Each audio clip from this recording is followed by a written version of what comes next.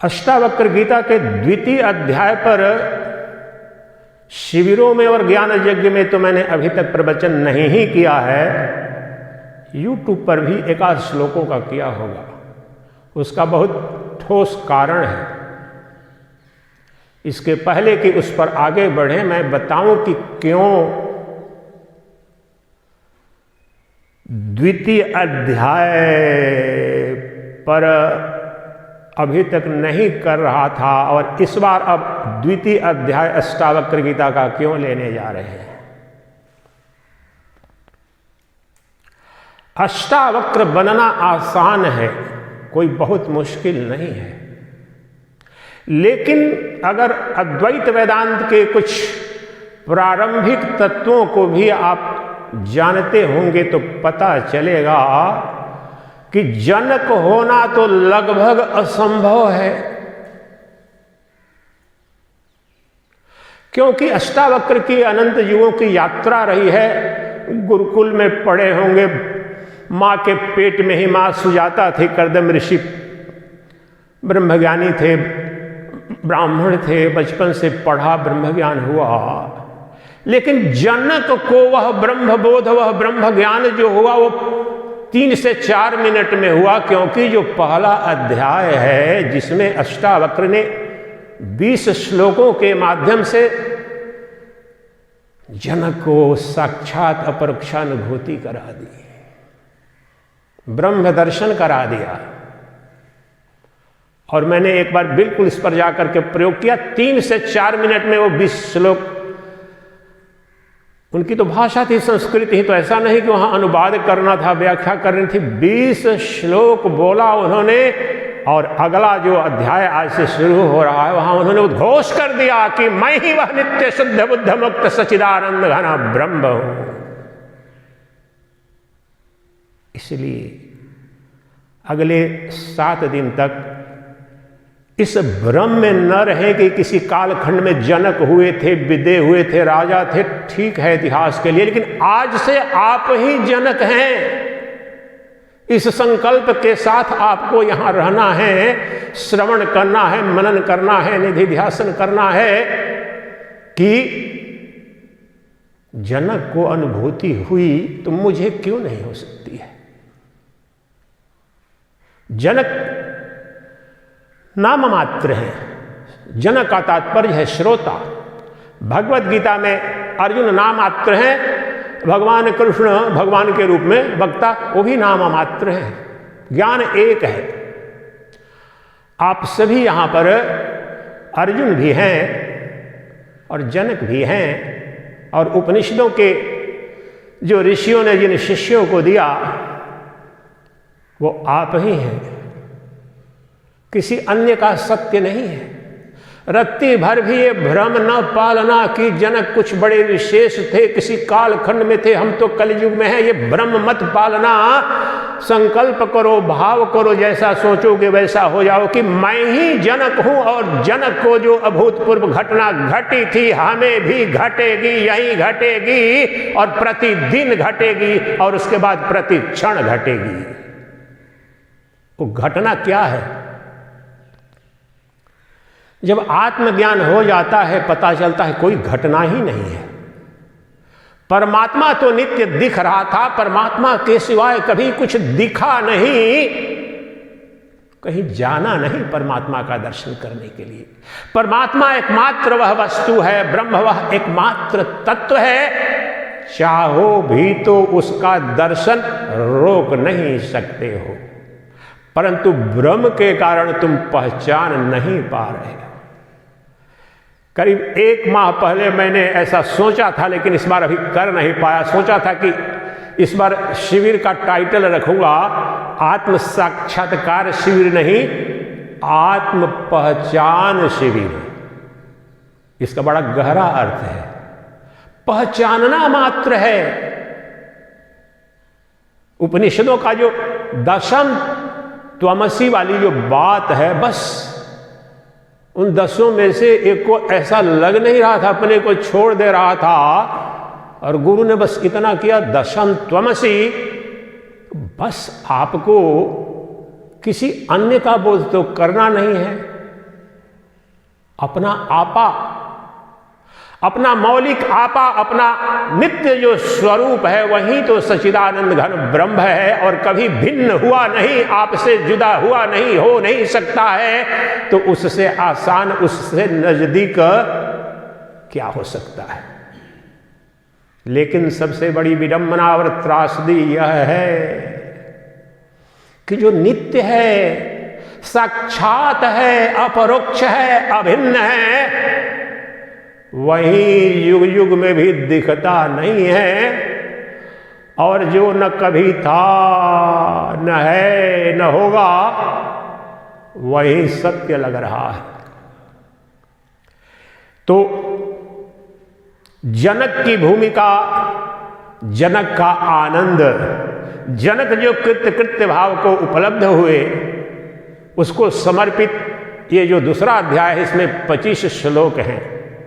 लेकिन आप में से कुछ लोग नए हैं और जो पुराने बड़े साधक भी हों तो एकाएक द्वितीय अध्याय के मंत्रों से प्रारंभ करूं तो आप थोड़ा सा उसमें विसंगति हो जाएगी। इसलिए कुछ 15-20 मिनट, ज़्यादा से ज़्यादा आधे घंटे में पहले अध्याय में कौन सा ज्ञान दिया, कौन सी विद्या दी, जिसके चलते अब दूसरे अध्याय में जनक अपने को नित्य शुद्ध बुद्ध मुक्त ब्रह्म की अनुभूति कर गए।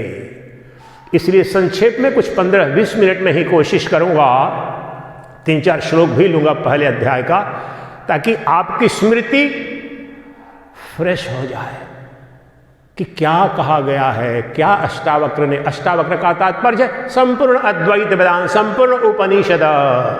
अष्टावक्र गीता अद्वैत वेदांत का श्रेष्ठतम ग्रंथ है, उसे आगे नहीं जाया जा सकता है। तो क्या बताया अष्टावक्र ने, कौन सा ज्ञान दिया, कौन सी जड़ी बूटी पिलाई जनक को कि 3-4 मिनट में ही उनको ब्रह्म स्वरूप का, आत्म स्वरूप का साक्षात अपरोक्ष दर्शन हो गया। ये पहले जानना आवश्यक है।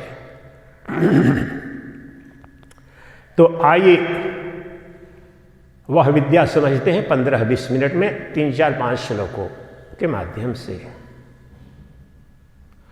जनक ने पूछा, और आप भी पूछ रहे हैं, सबकी ये प्रश्न है कि हे प्रभु, ज्ञान कैसे होगा, मुक्ति कैसे होगी, वैराग्य कैसे होगा? कृपा करके मुझे ये बताएं, इसका ज्ञान दें। और जनक अष्टावक्र बताने लगते हैं। पहला श्लोक प्रश्न है जनक का, बाकी के 19 श्लोक उसके उत्तर हैं, साक्षात अपरोक्ष ब्रह्म दर्शन हैं। तो उसमें से 3-4 श्लोक लेते हैं जो मूल बात क्या बताई। तो पहली बात, कुछ 4-5 बातें समझनी है, वो गहराई में आप समझ जाएं, निष्ठा से सरल करके बताऊंगा तो आपको संपूर्ण अद्वैत वेदांत के जो मूल सूत्र पता चल जाएंगे। तो कहते हैं अष्टावक्र, हे जनक, न पृथ्वी न जलम नाग्निर्वायुर्दौ न वा भवान् येषां साक्षेण महात्मानं चिद्रूपं वेधे मुक्तये। वास्तव में इस एक श्लोक में संपूर्ण अद्वैत वेदांत की कुंजी बता दी, खुल गया अद्वैत वेदांत का रहस्य, ब्रह्म ज्ञान का रहस्य। हे जनक, न पृथ्वी न जलम न अग्निर्वायुर्दौर न वा भवान्, ये जो पंचभूत हैं, पृथ्वी, जल, वायु, अग्नि और आकाश, इन पांचों का जो संघात स्वरूप जो शरीर तुम्हारा है और शरीरों का समूह ये जगत और संसार है, तुम वह नहीं हो। पंचभूत से कहने का तात्पर्य बड़ा गहरा है। समस्त दृश्यमान जगत, आपका शरीर, मेरा शरीर, पशु का, पक्षी का, पर्वत, पहाड़, सूर्य, चंद्र, राम, कृष्ण, देव, दैत्य, जितने भी शरीर हैं सबके सब पंचभूत रचित हैं। और पंचभूत अर्थात जड़, जड़ अर्थात दृश्य, दृश्य अर्थात असत, कल्पना, माइक, बिना हुए ही जो भासे, वही वैदिक सनातन धर्म में माया परिभाषित है। That which never was, never is, never will be, but appears to be, that is called maya, cosmic illusion. जो न कभी थी, न कभी है, न कभी होने की कोई संभावना है, लेकिन लगती वही सत्य है। और वह सत्य क्या है? मेरा शरीर, मेरे माता पिता, मेरे सगे संबंधी, सूर्य चंद्र, ये लोक, लोकांतर, ये सब दृश्य है, जड़ है, माइक है। हे जनक, तू इन पंचभूतों का संघात स्वरूप शरीर नहीं हो तो क्या हो?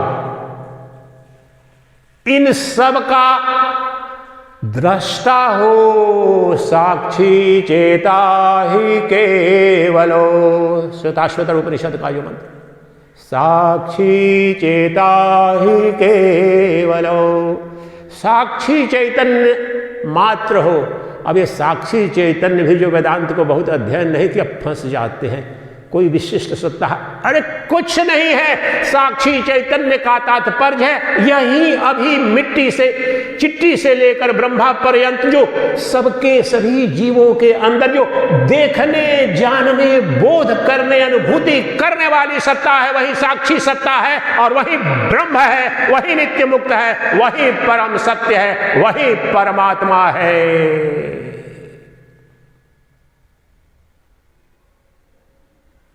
तुम्हारा, किसी युग में नहीं, किसी अन्य का नहीं।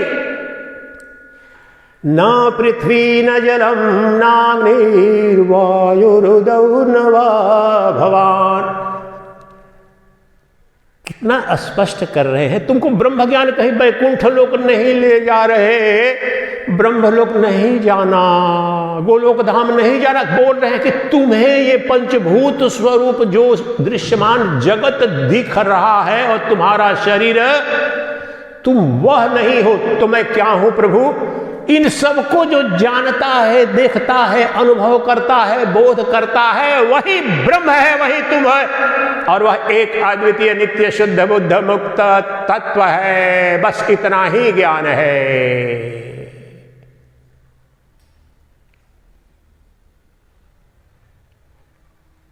आप में से यहां जो बैठे हैं और जो बाद में सुनेंगे हजारों लोग टेलीविजन पे, यूट्यूब पर, आप मुझे बताओ, मैं आपको चुनौती देता हूं, जब से पैदा हुए और आज तक और यहां पर आप दुनिया के सबसे बड़े नास्तिक को लाओ, दुनिया के घोर तामसिक अज्ञानी निरक्षर को लाओ, क्या वह कह पाएगा?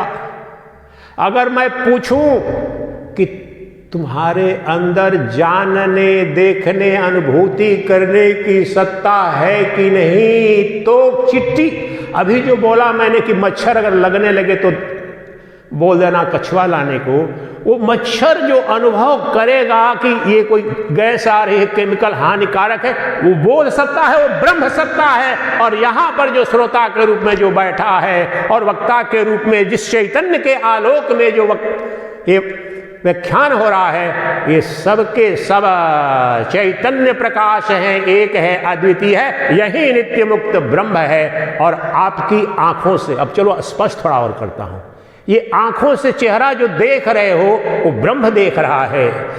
कानों से जो शब्दों का श्रवण हो रहा है वह शुद्ध चैतन्य, शुद्ध नित्य मुक्त ब्रह्म है। अभी जो स्पर्श बोध हो रहा होगा आपको, थोड़ी ठंडक रात में लगे या अभी गर्मी लग रही होगी, वह स्पर्श बोध शुद्ध चैतन्य को, ब्रह्म को हो रहा है। वो ब्रह्म कौन है? आपकी गर्मी ठंडक आपकी ताई को लगती है कि गुरु को लगती है कि आपको लगती है? आपको गर्मी, ठंडक, श्रवण, दृश्य कलयुग में द्वापर में घटा, अरे मूर्ख, कब नहीं घटा, कहां नहीं घटा? तो दुखी था तो उसको दुख को जानता है, सुखी होता है तो सुख को जानता है। कोई अपमानित करता है, अपमान सम्मान सुख दुख मन को होते हैं, लेकिन उनको देखता कौन है, जानता कौन है, प्रकाशित कौन करता है? उस प्रकाशित करने वाली सत्ता का दुनिया के बड़े से बड़े वैज्ञानिक, और इस पर हुआ है इतने संवाद, यहां पर आकर के कोई, क्योंकि वो तुम हो, तुम ब्रह्मांड के सभी वस्तुओं का निषेध कर सकते हो, लेकिन तुम अपना निषेध करके तो दिखाओ। और संपूर्ण वेदांत दर्शन और संपूर्ण वैदिक वांग्मय, इंक्लूडिंग ऑल दी पुराणाज, जो पुराण भी हैं, इसके सिवाय ब्रह्म का दूसरा कोई रूप नहीं है। उसी एक अद्वितीय निर्गुण निराकार का सगुण रूप में दर्शन होता है, कर रहे हैं, लेकिन इसमें बिल्कुल कहीं कोई मतभेद नहीं। लेकिन दुकानदारी करने के लिए, मठ चलाने के लिए मेरे जैसे बाबा और पुरोहित कहे कि नहीं, ये दर्शन वो दर्शन, ये देवी वो देवता, वेद में नहीं है। वैदिक वांग्मय जितने हैं, आपके इतिहास भी, इतिहास किनको, महाभारत को और रामायण को बोला जाता है, और 18 पुराण को अब मैं बताऊंगा कोर्स में, पुराणों में भी बिल्कुल यही तत्व है। लेकिन चूंकि मंद बुद्धि वालों के लिए पुराण है, कथा के माध्यम से, A for apple, B for book, pedagogy का मेथड है, बच्चा समझ नहीं पाएगा। लेकिन कोई पुराणों में दूसरा ज्ञान है और उपनिषदों में दूसरा ज्ञान है, ये सबसे बड़ा पाखंड, और सनातन धर्म को नष्ट करने के लिए ये भ्रम फैलाया गया। वैदिक काल में पंच इष्ट, पंचदेव,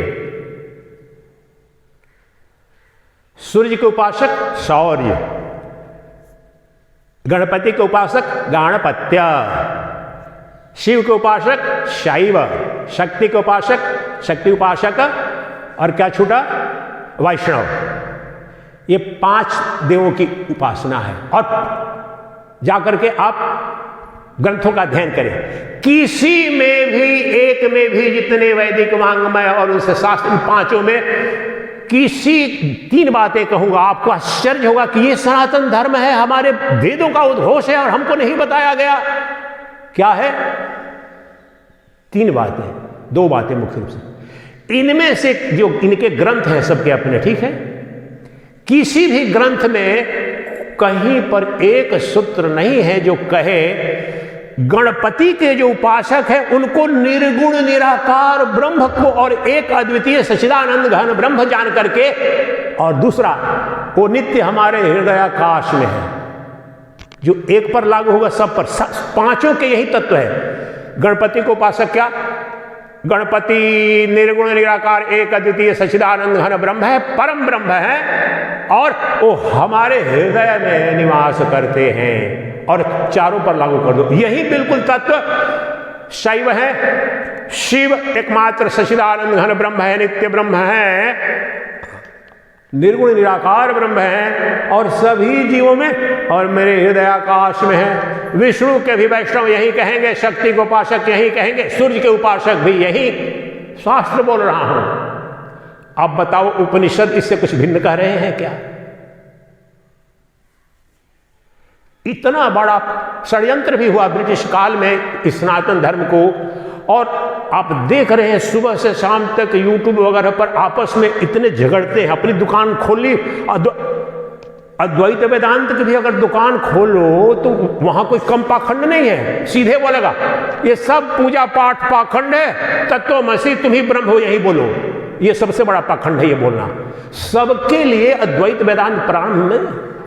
मैं आपसे प्रश्न करूं, ध्यान से सुनिएगा, और चूंकि प्रश्न सबसे पहले जाटों के गांव में किया था, शामली जिले में, लेकिन बहुत सुंदर उत्तर योग वशिष्ठ पर कर रहा था प्रवचन 13-14 साल पहले, दिल्ली से आया था उस समय, सन्यासी बनने के बाद ही। वही प्रश्न पूछ रहा हूं, केजी नर्सरी की पढ़ाई या स्कूल की पढ़ाई ज्यादा अच्छी या विश्वविद्यालय की पढ़ाई ज्यादा अच्छी? उत्तर आप बताएं, अलग अलग फटाफट बोलिए। स्कूल की पढ़ाई ज्यादा अच्छी या कि विश्वविद्यालय की पढ़ाई ज्यादा अच्छी? अपना अपना दिमाग सब बोलिए, सब बोलते जाइए। स्कूल की पढ़ाई अच्छी तो जी, स्कूल से ही स्टार्टिंग होगी ना। हैं? अगर स्कूल नहीं जाएंगे तो मतलब आगे विश्वविद्यालय कैसे जाएंगे? बस मैं जो बोल रहा हूँ बाइनरी में क्वेश्चन, स्कूल की पढ़ाई ज़्यादा अच्छी कि विश्वविद्यालय की पढ़ाई ज़्यादा अच्छी है? स्कूल की। और कोई? चौबे जी के लिए ताली बजाइए, चौबे जी के लिए ताली बजाइए। आप, ये प्रश्न गलत है और यही प्रश्न पूछा जाता है। अगर केजी, नर्सरी, स्कूल, कॉलेज की पढ़ाई नहीं पढ़ेगा तो विश्वविद्यालय जाएगा नहीं। इसलिए आवश्यक है, प्रारंभ तो आपकी शिक्षा का होगा स्कूल से, लेकिन स्कूल 5वीं फेल होकर रह जाओ तो, 3री फेल होकर रह जाओ तो ड्रॉप आउट रेट अभी भी ज़्यादा है, परंतु कोशिश तो सबकी होती है। बचपन में सबका लाड़ला तो ये स्वप्न देखता, आप भी बोलते हैं मेरा बेटा पीएचडी करेगा, सिविल सर्वेंट बनेगा, प्रोफेसर बनेगा, चाहे जितने भी जा पाए। इसलिए दोनों आवश्यक हैं, दोनों जरूरी हैं। इसलिए ये जो प्रश्न पूछा जाता है कि साकार ब्रह्म की उपासना ज्यादा अच्छी या कि निराकार जो वेदांत वेद्य, ये मूर्खता भरा प्रश्न है, ये सनातन धर्म को नष्ट करने वाला प्रश्न है और उसी में सनातन धर्मी फंसे हैं। और बड़े बड़े महात्मा आचार्य भी, कृष्ण का भक्त बोलता है अरे नहीं नहीं, शिव का भोले भट्ट के मत लाना, भूत प्रेत के देवता हैं। शिव के भक्त बोलेंगे ये कौन है कृष्ण बांसुरी बजाने वाला, बोलो बोलो बोलो इसको बोलो। शक्ति के उपासक नहीं, शक्ति के सिवा कुछ भी नहीं है।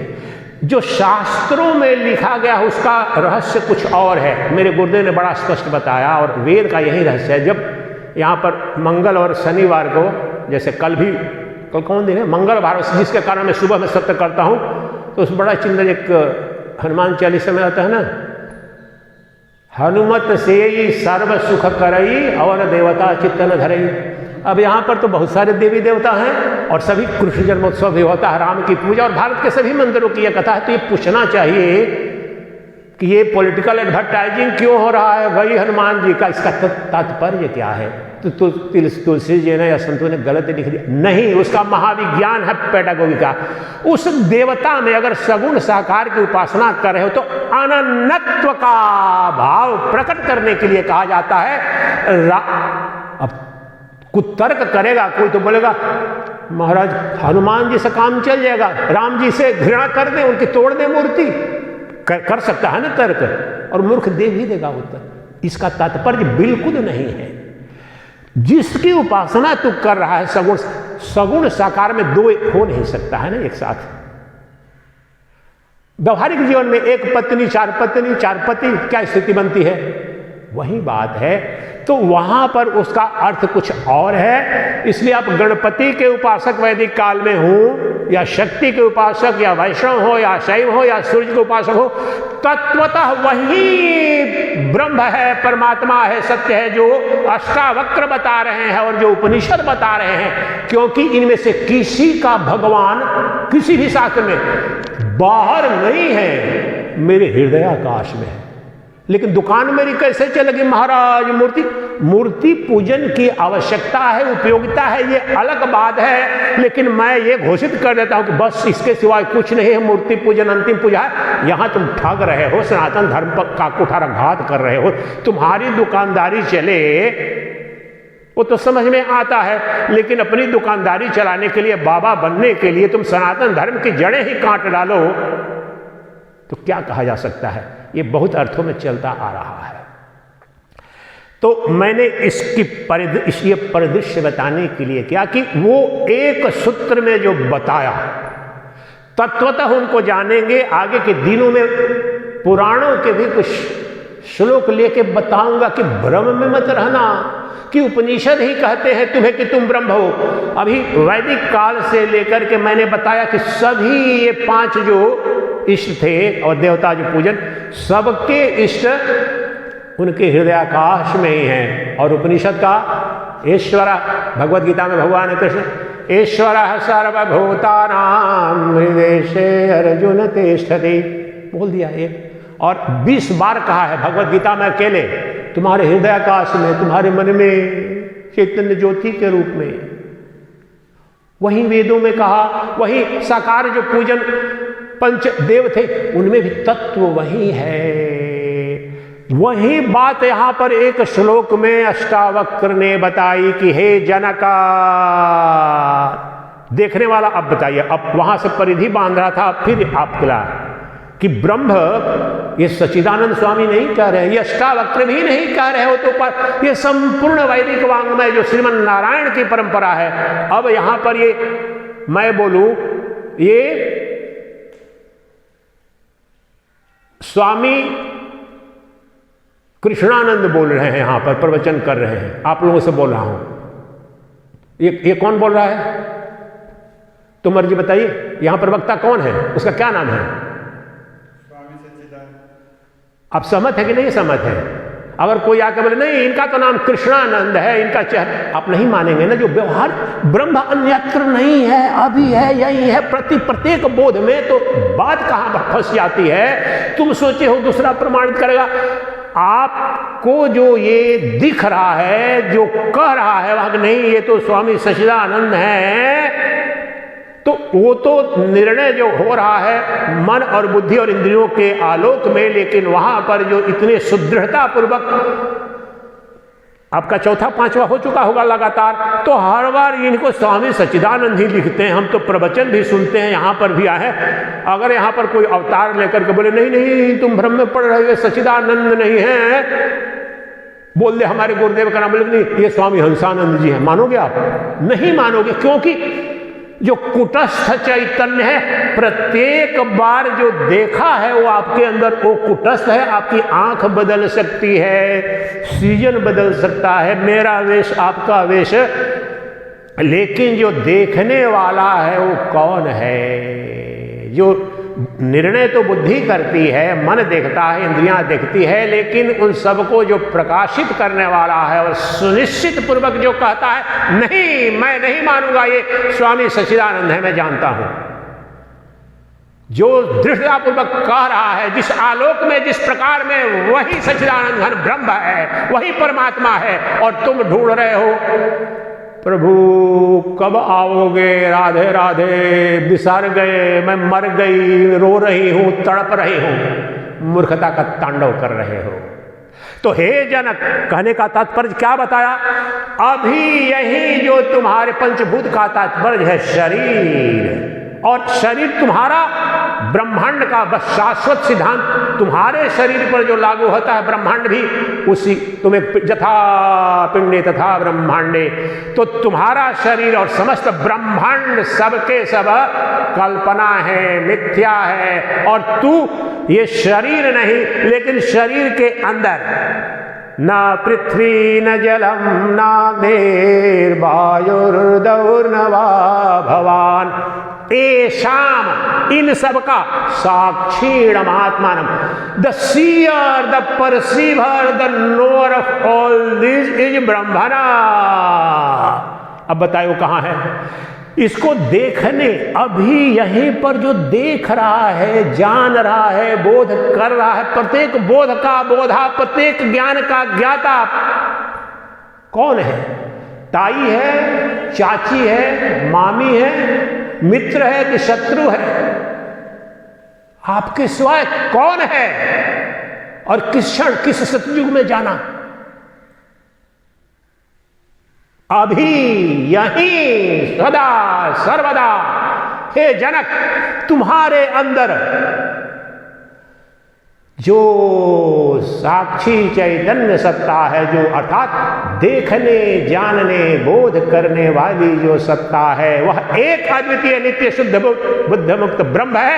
वही तेरा स्वरूप है, वही तू है, तत्वमसि, तू वही है, वही जानो और मुक्त, अभी मुक्त हो जाओ। तुम मुक्त ही हो, वह मुक्त है। शरीर सदा बंधन युक्त है, लेकिन शरीर के अंदर का शरीरी, देह के अंदर का देही नित्य मुक्त है। शरीर अनंत है, लाखों करोड़ों है, लेकिन शरीर एक है, अद्वितीय है, क्योंकि वह चैतन्य सत्ता है। और प्रथम अध्याय के 2-3 श्लोक लेते हैं ताकि और स्पष्ट हो जाए कि क्या ज्ञान दिया। तो कह रहे हैं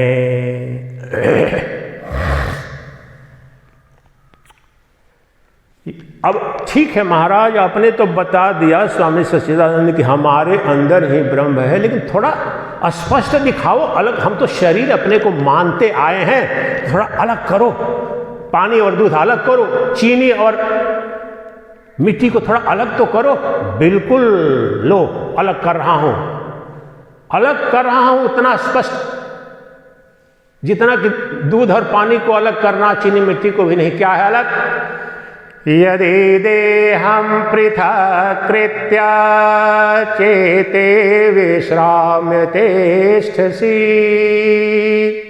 अधुनैव सुखी शांतो बंधमुक्तो भविष्यसि। बंधन और मुक्ति का महाविज्ञान बता दिया। हे जनक, यदि, this is diagnosis and prognosis both. ये जो भाव रोग है ना, क्या बता, बस यदि, अगर तुम अपने शरीर को शरीरी से अर्थात अपने देह को आत्मा से पृथक कर लो, अलग कर दो, और आत्मा में प्रतिष्ठित हो जाओ, तो तुम अभी मुक्त हो गए। आगे कुछ नहीं करना है। यदि, बहुत सरल संस्कृत है, यदि देहम पृथक्कृत्य चीति विश्राम्यति। चीति मतलब आत्मा, परमात्मा, ब्रह्म। अभी बोधा वो किधर है? अभी। आप कल के लिए प्रतीक्षा मत करना, ये कहना मैं भूल गया। आप बिना आत्म साक्षात्कार किए आज का सत्र भी संपन्न नहीं हुआ। इसलिए मैं वो 25 श्लोक में तो 2 मिनट में व्याख्या भी कर दूं, या वो मेरा उद्देश्य नहीं है। ये अनुभूति, मैं इतने 3 साल में उस पर प्रवचन नहीं किया। मेरा आज ही से प्रयास यह है, और आप इस बात के लिए सतर्क रहें, प्रति पल को आप अपने अंदर ब्रह्मत्व का, शिवत्व का, देवत्व का, उस परम तत्व का अनुभव करना है। अगर इंटरटेनमेंट करने आए हो और इसलिए आए हो कि महाराज जी बड़ा सुंदर, चलो सुन लेता हूं जाकर, तब चले जाओ, कोई लाभ नहीं। मैं टिकट कटवा देता हूं, खर्च भी दे दूंगा, सारा कुछ। अगर नहीं, अगर यहां पर 7 दिन बहुत हो गया। मैं तो कह रहा हूं कि प्रतिदिन, आज भी जब समापन करेंगे मैं पूछूंगा, तो हिम्मत है तो बताओ कि तुम्हें ब्रह्म दर्शन नहीं हुआ। और वेद के अनुसार श्रुति सम्मत, युक्ति सम्मत और अनुभूति सम्मत। और यही बोल रहा हूं कि यदि देहं पृथक्कृत्य चेते विश्राम्य तिष्ठसि। यदि देह से आत्मा को, चित्ती को अलग करके और आत्मा में प्रतिष्ठित हो जाओ। अब प्रतिष्ठित, ये दर्शन शास्त्र शब्दों का कोई अर्थ नहीं। प्रतिष्ठित हो जाओ क्या मतलब महाराज? समझ में नहीं आएगा। हिंदी के जितने भी आप अष्टावक्र में ग्रंथ के नहीं अर्थ समझ पाए। प्रतिष्ठित होने का तात्पर्य है टू आइडेंटिफाई विद द आत्मन। अभी आपका तादात्म्य क्या है अज्ञान में? मैं शरीर हूं, ये शरीर मेरा है, ये जन्म बंधन युग युग से बस यही जड़ है। अब क्या करना है? न मैं शरीर हूं न शरीर मेरा है, मैं शुद्ध चैतन्य आत्मा हूं। इसे कह रहे हैं पृथक करके। मैंने शरीर को शरीरी से, देह को देही से पृथक कर लिया। और प्रतिष्ठित होने का क्या तात्पर्य है? ये जान लेना, तादात्म्य करना। मैं शरीर नहीं शरीरी हूं, देह नहीं देही हूं, मैं दृश्य नहीं दृष्टा हूं, मैं जड़ नहीं चेतन हूं। प्रतिष्ठित हो जाना, तादात्म्य कर लेना। अभी तक हमारे क्या है परिचय? मैं जड़ हूं, मैं शरीर हूं, मैं दृश्य हूं। प्रतिपल का समय लगेगा। अभी भी यहां पर आए हैं, चिंता लगी होगी। शाम में जाकर पत्नी ने बोला था फोन करना पड़ेगा, बेटे को बताना पड़ेगा पापा वो लिया नहीं लिया। वो शरीर का सारा चिंतन चल रहा है। लेकिन जो शरीर ही है अंदर में, जब उसमें तादात्म्य कर लोगे, अर्थात तादात्म्य का मतलब तादा आत्मा, आत्मा का अर्थ समझना। आत्मा आत्मा करते रहते, आत्मा का कोई अर्थ मत समझना। जो सद वस्तु है वो आत्मा है। सद वस्तु जो है, आत्मा मतलब जो सत्य है, जो शाश्वत है, सनातन है। आपका आज का सत्य आज तक क्या है? शरीर, मेरी पत्नी, मेरा पति, मेरी संतान, मेरे गुरु, मेरे शिष्य। वो जड़ के गुरु, जड़ के शिष्य, जड़ के भगवान, जड़ के शैतान। लेकिन चेतन को अगर चेतन हूं, न गुरु न शिष्य न भक्त न भगवान न निकृष्ण उत्कृष्ण ब्रह्म ज्ञानी न अज्ञानी, मैं एक अद्वितीय जैसा हूं वैसा हूं। रत्ती भर की न वृद्धि है न क्षति है मुझ में। मैं मुक्त ही हूं। इसलिए यही कह रहे हैं कि अगर तुम शरीर को शरीर से अर्थात देह को आत्मा से अलग करके अर्थात ये जान करके जो दृश्य रूप में जो कुछ भी दिख रहा है वो माया है, असत्य है, मैं वह नहीं हूं, वो अज्ञान के कारण प्रतीत हो रहा है। लेकिन उसको जो जानने, देखने, अनुभव करने वाली जो आत्मा है वही मैं हूं, यही मेरा परिचय है। अभी तू मुक्त हो गया, क्योंकि आत्मा का कभी बंधन हुआ ही नहीं। बंधन कभी भी आत्मा का नहीं हुआ है, बंधन तुम्हारे मन को हुआ है, तुम्हारी बुद्धि को हुआ है। आत्मा नित्य मुक्त है। तो ये कैसा, इसलिए बोलते हैं ऐसा एटम बम है अद्वैत वेदांत, कुछ करना न धरना, किसी से मुक्ति नहीं। ये जान लिया, ज्ञान मात्र। तू गलत व्यक्ति से परिचय कर लिया, पड़ोसी के घर में मृत्यु हो गई, 10 लोग मारे गए, डकैती पड़ गई, त्राहिमाम हो रहा है, कहीं पर न्यूज में आ रहा है कि चलो इस शहर के इस कॉलोनी में इतने लोग मारे गए हैं, तो परेशान हो रहे हैं। अरे मेरा घर वाला वहां रहता है, रिलेटिव रहता है, लेकिन 2 घंटे बाद आता है, नहीं, वो जो उस नाम का एक कॉलोनी उस शहर के दूसरे इलाके में वहां के लोग मरे हैं, तुम नहीं मरे हो। क्या घटता है? प्रसन्न हो जाते हो।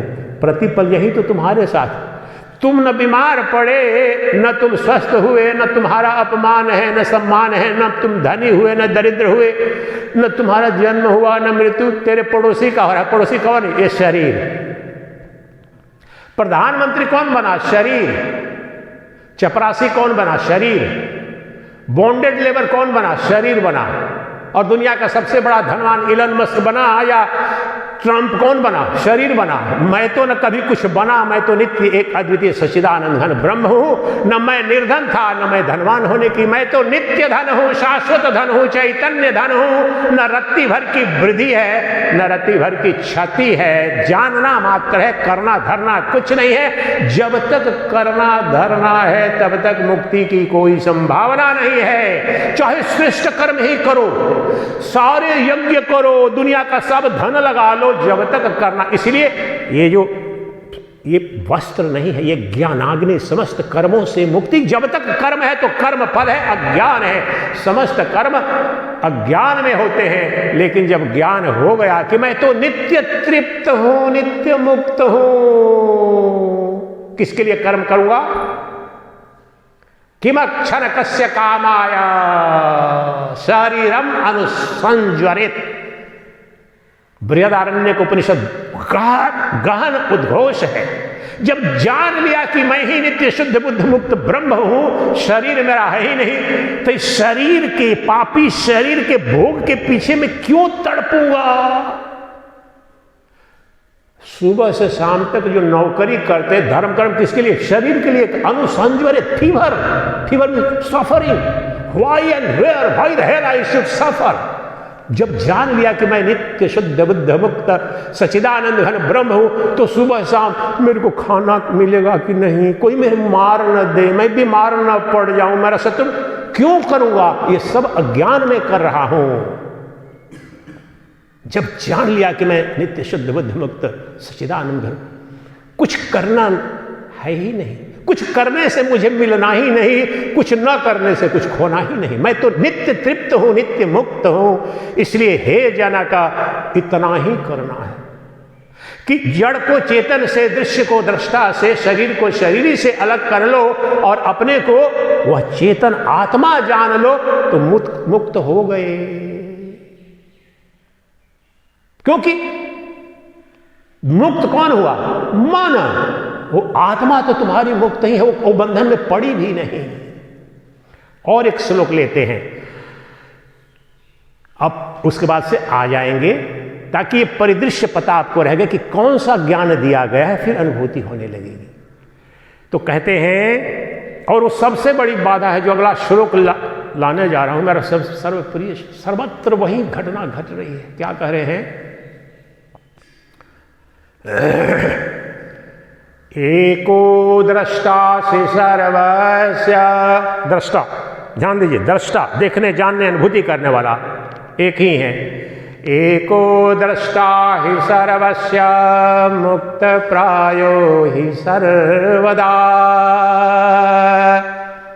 अयमेव हि ते बंधो द्रष्टारं पश्यसीतरम्। एक श्लोक ये समझ लो, कुछ करना धरना कुछ बचेगा नहीं।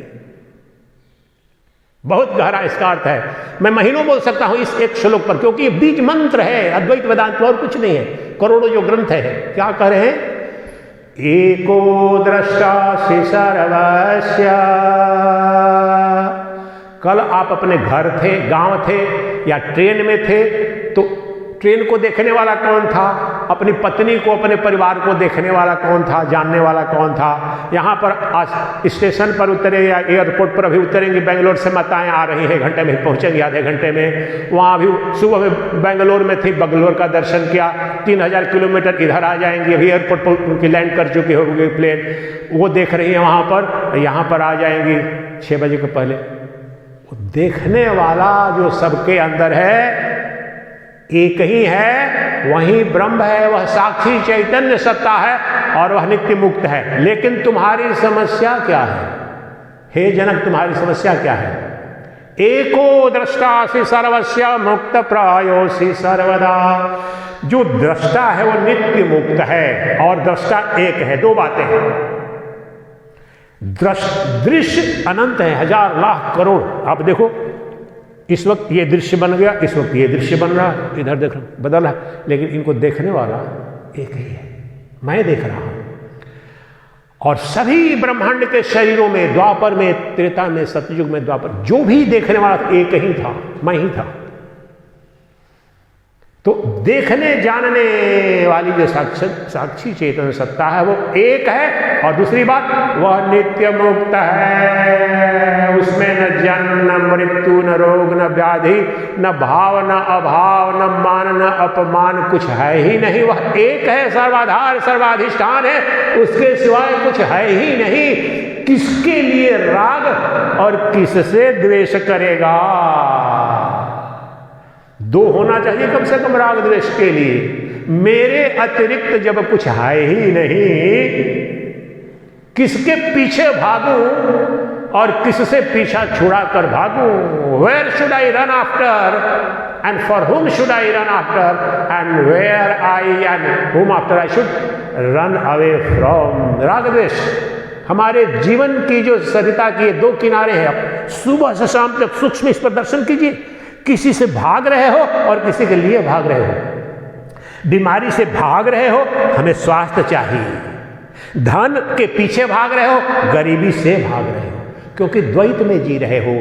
और जड़ में ये द्वैत है। चैतन्य धन जब आत्मा है, वो धन पा लिया, जो भगवान कृष्ण कहते हैं, यम लब्ध्वा च परम लाभम मन्यते नाधिकम ततः। भगवद गीता। यम लब्ध्वा, यही ब्रह्म ज्ञान, ब्रह्म विद्या, चैतन्य धन जिसने पा लिया, उसको पाने के लिए कुछ भी नहीं रहा, क्योंकि सर्वस्व वही है। जानने के लिए भी कुछ भी नहीं रहा, क्योंकि उस एक अद्वितीय सच्चिदानंद घन ब्रह्म के सिवाय न कुछ था, न है, न होगा। तो क्या जानूं? Nothing to know, nothing to acquire. I alone was, am and would be. मेरे सिवा न कुछ था, न है, न होगा। तो क्या पाना, क्या छोड़ना? लेकिन इसके बाद अब आधे उस पंक्ति में क्या कह रहे हैं? वो सबसे गहरी बात बता रहे हैं कि ब्रह्म ज्ञान हो क्यों नहीं रहा है। कह रहे हैं कि एको द्रष्टासि सर्वस्य मुक्त प्रायोसि सर्वदा आयामेव हि ते बंधो द्रष्टारम पश्यसीतरम। तुम्हारी समस्या, तुम्हारा अज्ञान, तुम्हारा सिर्फ इतना है कि वह जो दृष्टा अर्थात ब्रह्म जो है, अपने को नहीं इधर उधर दूसरे में ढूंढ रहे हो। सोचो इसकी गहराई। कहाँ जा रहे हो? वृंदावन जा रहा हूं भगवान कृष्ण के दर्शन। कहाँ जा रहे हो? अयोध्या। अब मेरा ये तात्पर्य नहीं है कि तुम वृंदावन मत जाओ, अयोध्या उसकी अपनी भूमिका है, लेकिन गहराई में समझो। वहां पर जो उस देव का दर्शन करो, मूर्ति का, लेकिन जो नित्य शुद्ध बुद्ध मुक्त जो सच्चिदानंद घन ब्रह्म है वह वहां या कहीं नहीं है। वो देशातीत है, कालातीत है, वह तुम हो और अभी और यही नित्य उपलब्ध है। वह ये मैं नहीं कह रहा है, कृष्ण ही स्वतः कह रहे हैं। जिन राधे के लिए तुम रो रहे हो, और आप लोग साक्षी रहे थे, कृष्ण जन्माष्टमी के दिन जो दर्शन हुआ, सबको कोई संदेह ही नहीं बचा, वो अपना आपा है।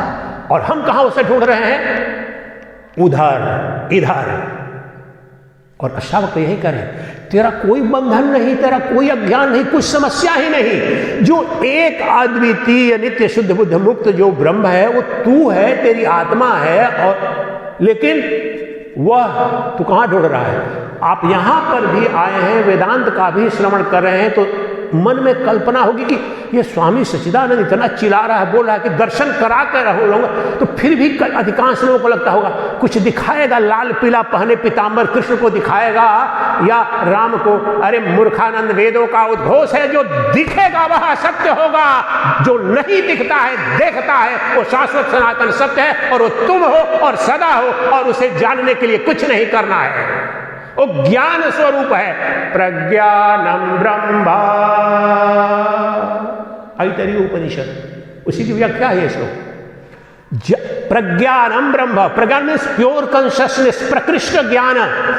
देख, अभी जो आप वही ब्रह्म जो आपके अंदर बोला, आपकी आंखों से जो देख रहा है रूप को, कान से शब्द का श्रवण कर रहा है, अंदर में भूख प्यास लग रही है उसको अनुभूति कर रहा है, वह शुद्ध चैतन्य ही ब्रह्म है, वही परमात्मा है, वो अनुभूति स्वरूप है, चैतन्य स्वरूप है। ये दीवार को मैं देख रहा हूं कि दीवार मुझे दिख रही है?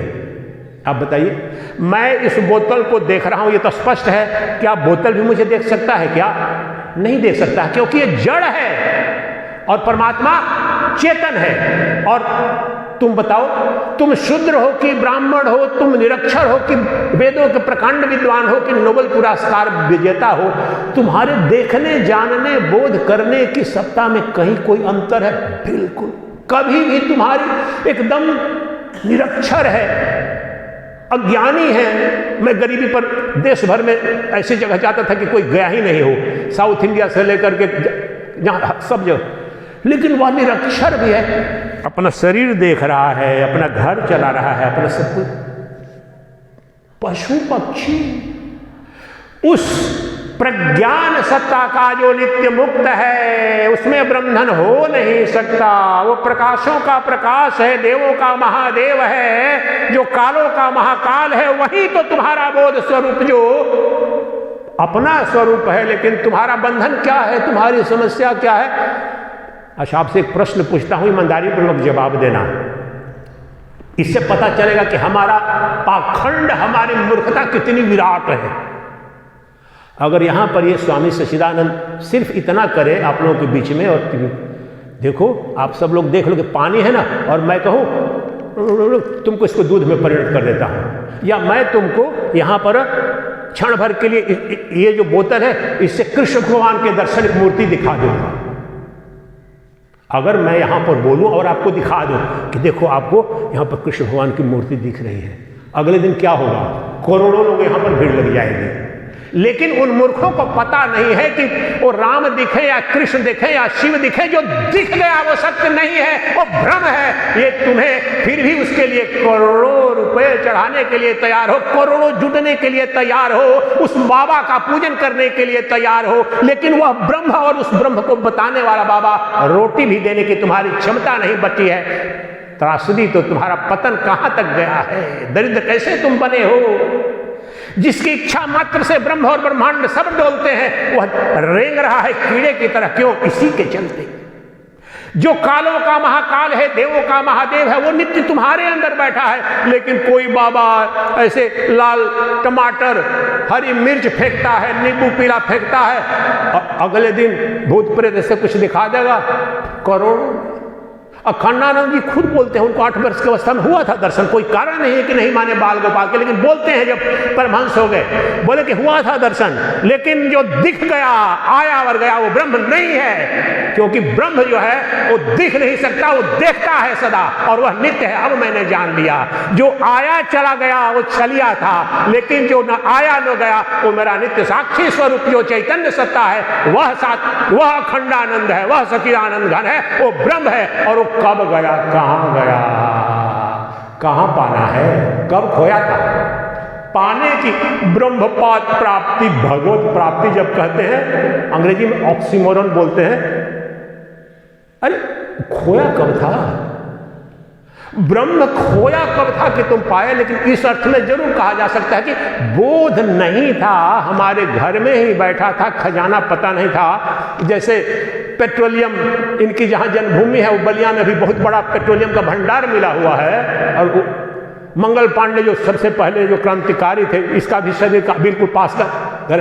तो ठीक है, अभी तक पता नहीं था गंगा जी के तट पर वहां पर कि पेट्रोलियम का इतना भंडार था। उसी तरह से कहीं सोने का भंडार मिलता है, कहीं कोयले का, तो उस अर्थ में केवल तो है कि वो रत्न पड़ा हुआ है, चैतन्य रत्न पता नहीं है। लेकिन सिर्फ एक बात ध्यान रखो, तुम्हारी मूर्खता, तुम्हारा अज्ञान, तुम्हारा पाप एक ही है कि तुम अपने को और अपने अंदर उस ब्रह्म को ना ढूंढ करके, किधर है भगवान जी, उधर। अरे मूर्ति पूजा का अपना महत्व है, ठीक है, प्रारंभिक, लेकिन वह जो नित्य मुक्त शाश्वत सनातन, जिस भगवान की पूजा तुम नित्य कर सको, वंदन कर सको, वो यहां बैठा है। सृष्टि का कौन सा पुरोहित होगा, साधक होगा, तपस्वी होगा कि किसी भी साकार की अखंड पूजा करे 24 घंटा या 24? और मैं तो द्वापर हो, त्रेता हो, सतयुग हो, अखंड मेरा तो अपने का ही दर्शन है। मुझे दिखाओ कि कब मैंने दर्शन नहीं किया, कब मैंने अर्चन बंधन अपना नहीं किया, मैं कब नहीं था, कब नहीं हूं और कब नहीं होऊंगा। दुनिया के सारे अणु परमाणु बम, दुनिया के सारे अस्त्र शस्त्र, उनकी सीमा मेरे शरीर तक है। मेरे शरीर को स्पर्श करने की किसी की क्षमता नहीं, सूर्य नहीं, चंद्र नहीं, परमाणु बम नहीं, मैं उसकी भी आत्मा हूं। ये सब मुझ में कल्पना मात्र है। वह सत्य मैं हूं, वह ब्रह्म मैं हूं, और सभी वही हैं, परंतु अज्ञान के कारण किधर हो सांवरिया, इधर आ जाओ, हे भगवान कृपा बरसाओ। ये ही तुम्हारा अज्ञान है। इसलिए किधर है मेरे अंदर प्रभु?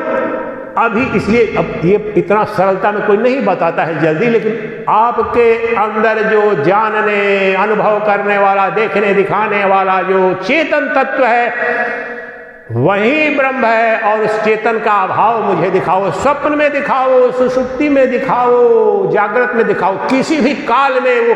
और 24 घंटे के अलावा ब्रह्मांड में कोई समय ही नहीं है। मेरे गुरुदेव के 2-4 प्रवचन इसमें आपको देखने पड़ेंगे। लगता है ना, अच्छा 24 घंटे का एक दिन है, फिर ये कुछ नहीं, ये मन का खेल है। ये तो अल्बर्ट आइंस्टाइन ने भी अपना थियरी ऑफ रिलेटिविटी पढ़िए कि time and space are constructs of the mind, relativity.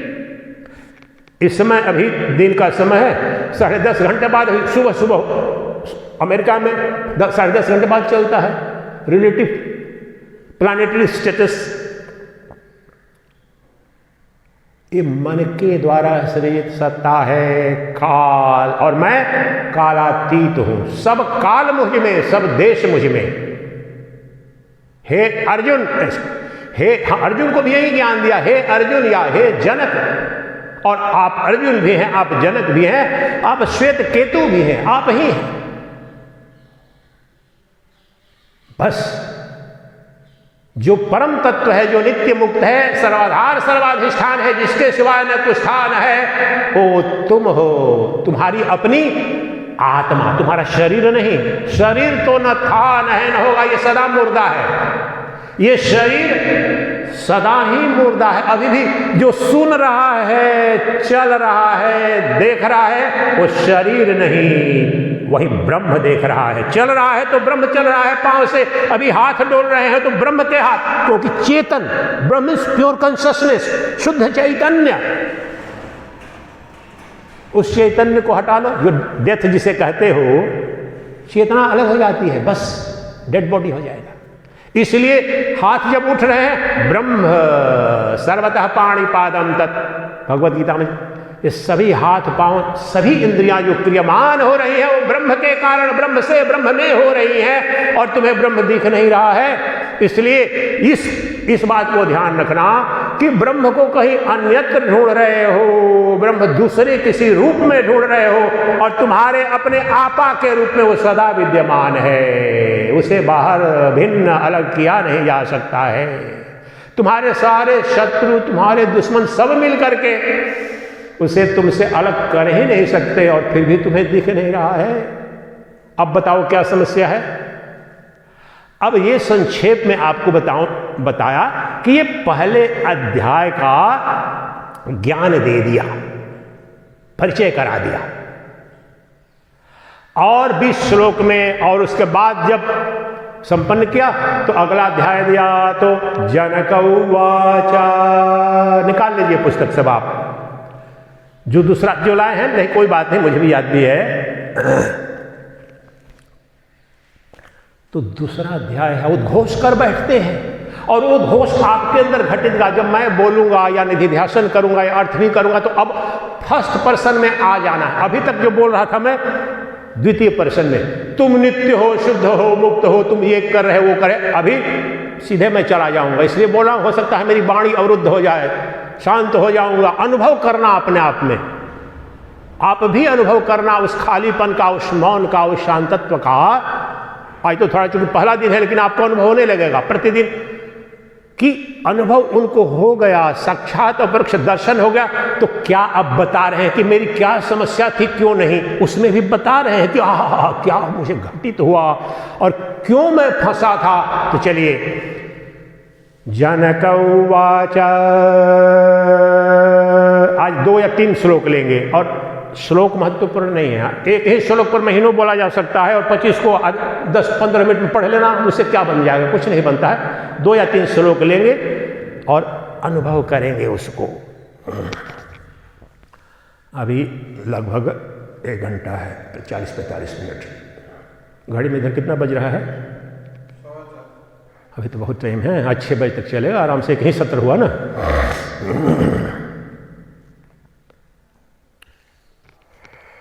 उसको भाव कीजिए। 1 मिनट से आप लोग शांत बैठिए, देखिए उद्घोष क्या करने जा रहा है। 3 मिनट का ज्ञान दिया गया, और वो कोई यति नहीं है, वो राजा है। विदेश जनक राजा है, राजपाट चला रहे हैं, आए हैं, और 3 मिनट का, अब 20 श्लोक का सस्वर उच्चारण किसी संस्कृत के विद्वान से कराइएगा, ये 20 श्लोक 4-5 मिनट से ज्यादा नहीं लगा। 5 मिनट का ज्ञान दिया गया है, और बोल पड़ता है शिष्य। तो क्या बोलता है? 2-3 श्लोक लेंगे। भाव में थोड़ा आ जाइए, मुझे भी भाव में आने दीजिए। अभी तक अष्टावक्र की भूमिका में था, अब जनक के भाव में आ जाएंगे। अपने पर, मेरे साथ जो हो रहा है, और मेरे साथ क्या समस्या थी, और जो मेरा सत्य, सबका सत्य एक ही है, 2 सत्य नहीं है।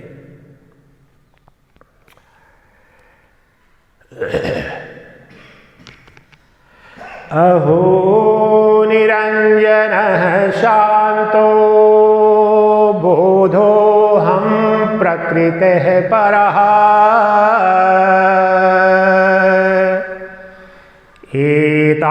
एतावन्तमहं कालं मोहेनैव विडम्बितः।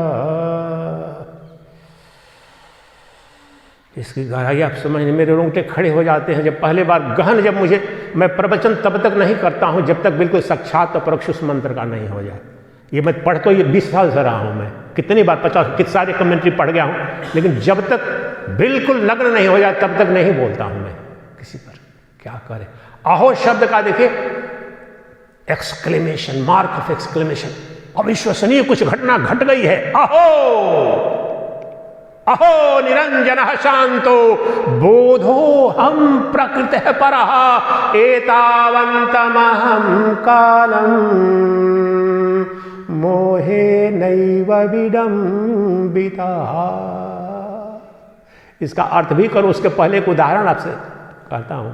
ऐसे कितने फिल्मों में भी ऐसी कई घटनाएं या कहानियों में, लियो टॉल्स्टॉय जो रशियन राइटर, उसकी भी एक अवार्ड विनिंग उस तरह कहानी है। जैसे आप सरल करके बताता हूं, कोई आदमी जिंदगी भर कोई राज परिवार में कोई पैदा हुआ और उसके बच्चे को चुरा लिया किसी कारणवश से, किसी ने षड्यंत्र करके, और उसको पता नहीं, और जीवन भर भीख मांग रहा है, भीख मांग रहा है, भीख मांग रहा है। और जिसको वारिस बना करके वो राजा मरा था या रानी मरी थी, चीटिंग कर ली उसकी जो भी स्टेप मदर थी या किसी ने, तो सड़क पर भीख मांगा, मुझे 2 रोटी दे दो, 2 रोटी दे दो, खाने बगैर मर रहा हूं। लेकिन किसी कारणवश उस समय उस दृश्य का कोई साक्षी महात्मा रहा हो, कोई मित्र रहा हो, फिर वो चला, पता चल गया तो ये वही उसी का पुत्र ये वाला था, उसका ऐसे ऐसे षड्यंत्र करके ऐसे पता, अगर उसको चले जाए और उसको बोलेगा तत्वमसि, यानी तू वो राजकुमार है, तू तो राजा है, और वहां पर ले जाकर राज सिंहासन पर बैठा देगा, फिर ये करके क्लेम करके, तो क्या होगा? कितना क्षण लगेगा? राजा तो फिर भी मरता है, लेकिन ये कहानी आपकी है, क्षण भर की घटना है। अज्ञान के कारण अपने स्वरूप को जो राजकुमार है, किसी ने छल किया, प्रपंच किया, आपके साथ भी छल हुआ। इस पंक्ति में इसलिए मैं बोल रहा हूं, विडिंबिता, मुझे ठगा गया है। जनक बोल रहे हैं, मुझे ठगा गया, माया ने ठगा। किसने ठगा? तो अहो निरंजन शांतो बोधो हम प्रकृते परः। सरल, पहले अष्टावक्र गीता की जो है संस्कृत है, मुझे संस्कृत नहीं आती है, थोड़ी थोड़ी आती है, बचपन में पढ़ा था, लेकिन बिल्कुल सरल है, ध्यान से। अहो निरंजन, अंजन मुक्त अर्थात दोष मुक्त, कि समस्त दोष से मुक्त हो।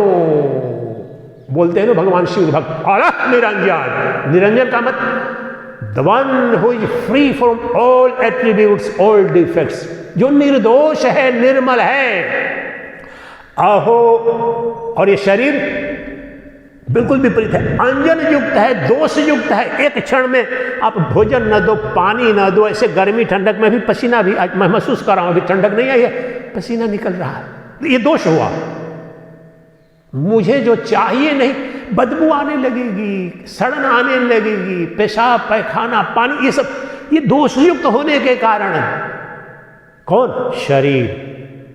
लेकिन मैंने अपने को शरीर माना था और उसके कारण मैं बंधन युक्त पड़ गया था, लेकिन मैंने जान लिया, क्या जाना? कि मैं शरीर नहीं, शरीर का प्रकाशक हूं, चेतन आत्मा हूं। तो देखो, अहो निरंजन शांतो, अब मेरा परिचय है, मेरी आत्मा का परिचय है। आज तक तो मैंने परिचय शरीर का दिया था, वो देखो मेरे दर्शन हो गया। अहो निरंजन शांतो, मैं निरंजन हूं, मैं शांत हूं। शांति का यहां पर बड़ा गहन अर्थ है। Shanti doesn't mean absence of noise alone. शांति का तात्पर्य है आप यहां पर भी अशांत हैं, आपको कह रहा हूं, मुझे भी कह रहा हूं। शांति का मतलब ये चित्त के अंदर भाव आना, ये ठीक हो रहा है, नहीं ठीक हो रहा है, अभी मुझे पेशाब करने जाना पड़ेगा, अभी मुझे भोजन लगेगा, नहीं लगेगा, मुझे बैठने का मन कर रहा है, नहीं कर रहा। Every moment you are thinking of something, वो अशांत होने के कारण। मुझे ये नहीं मिला, महाराज ने बोला, वो समझ में नहीं आया, ये अशांति है, क्योंकि अज्ञान में हूं, अनित्य हूं।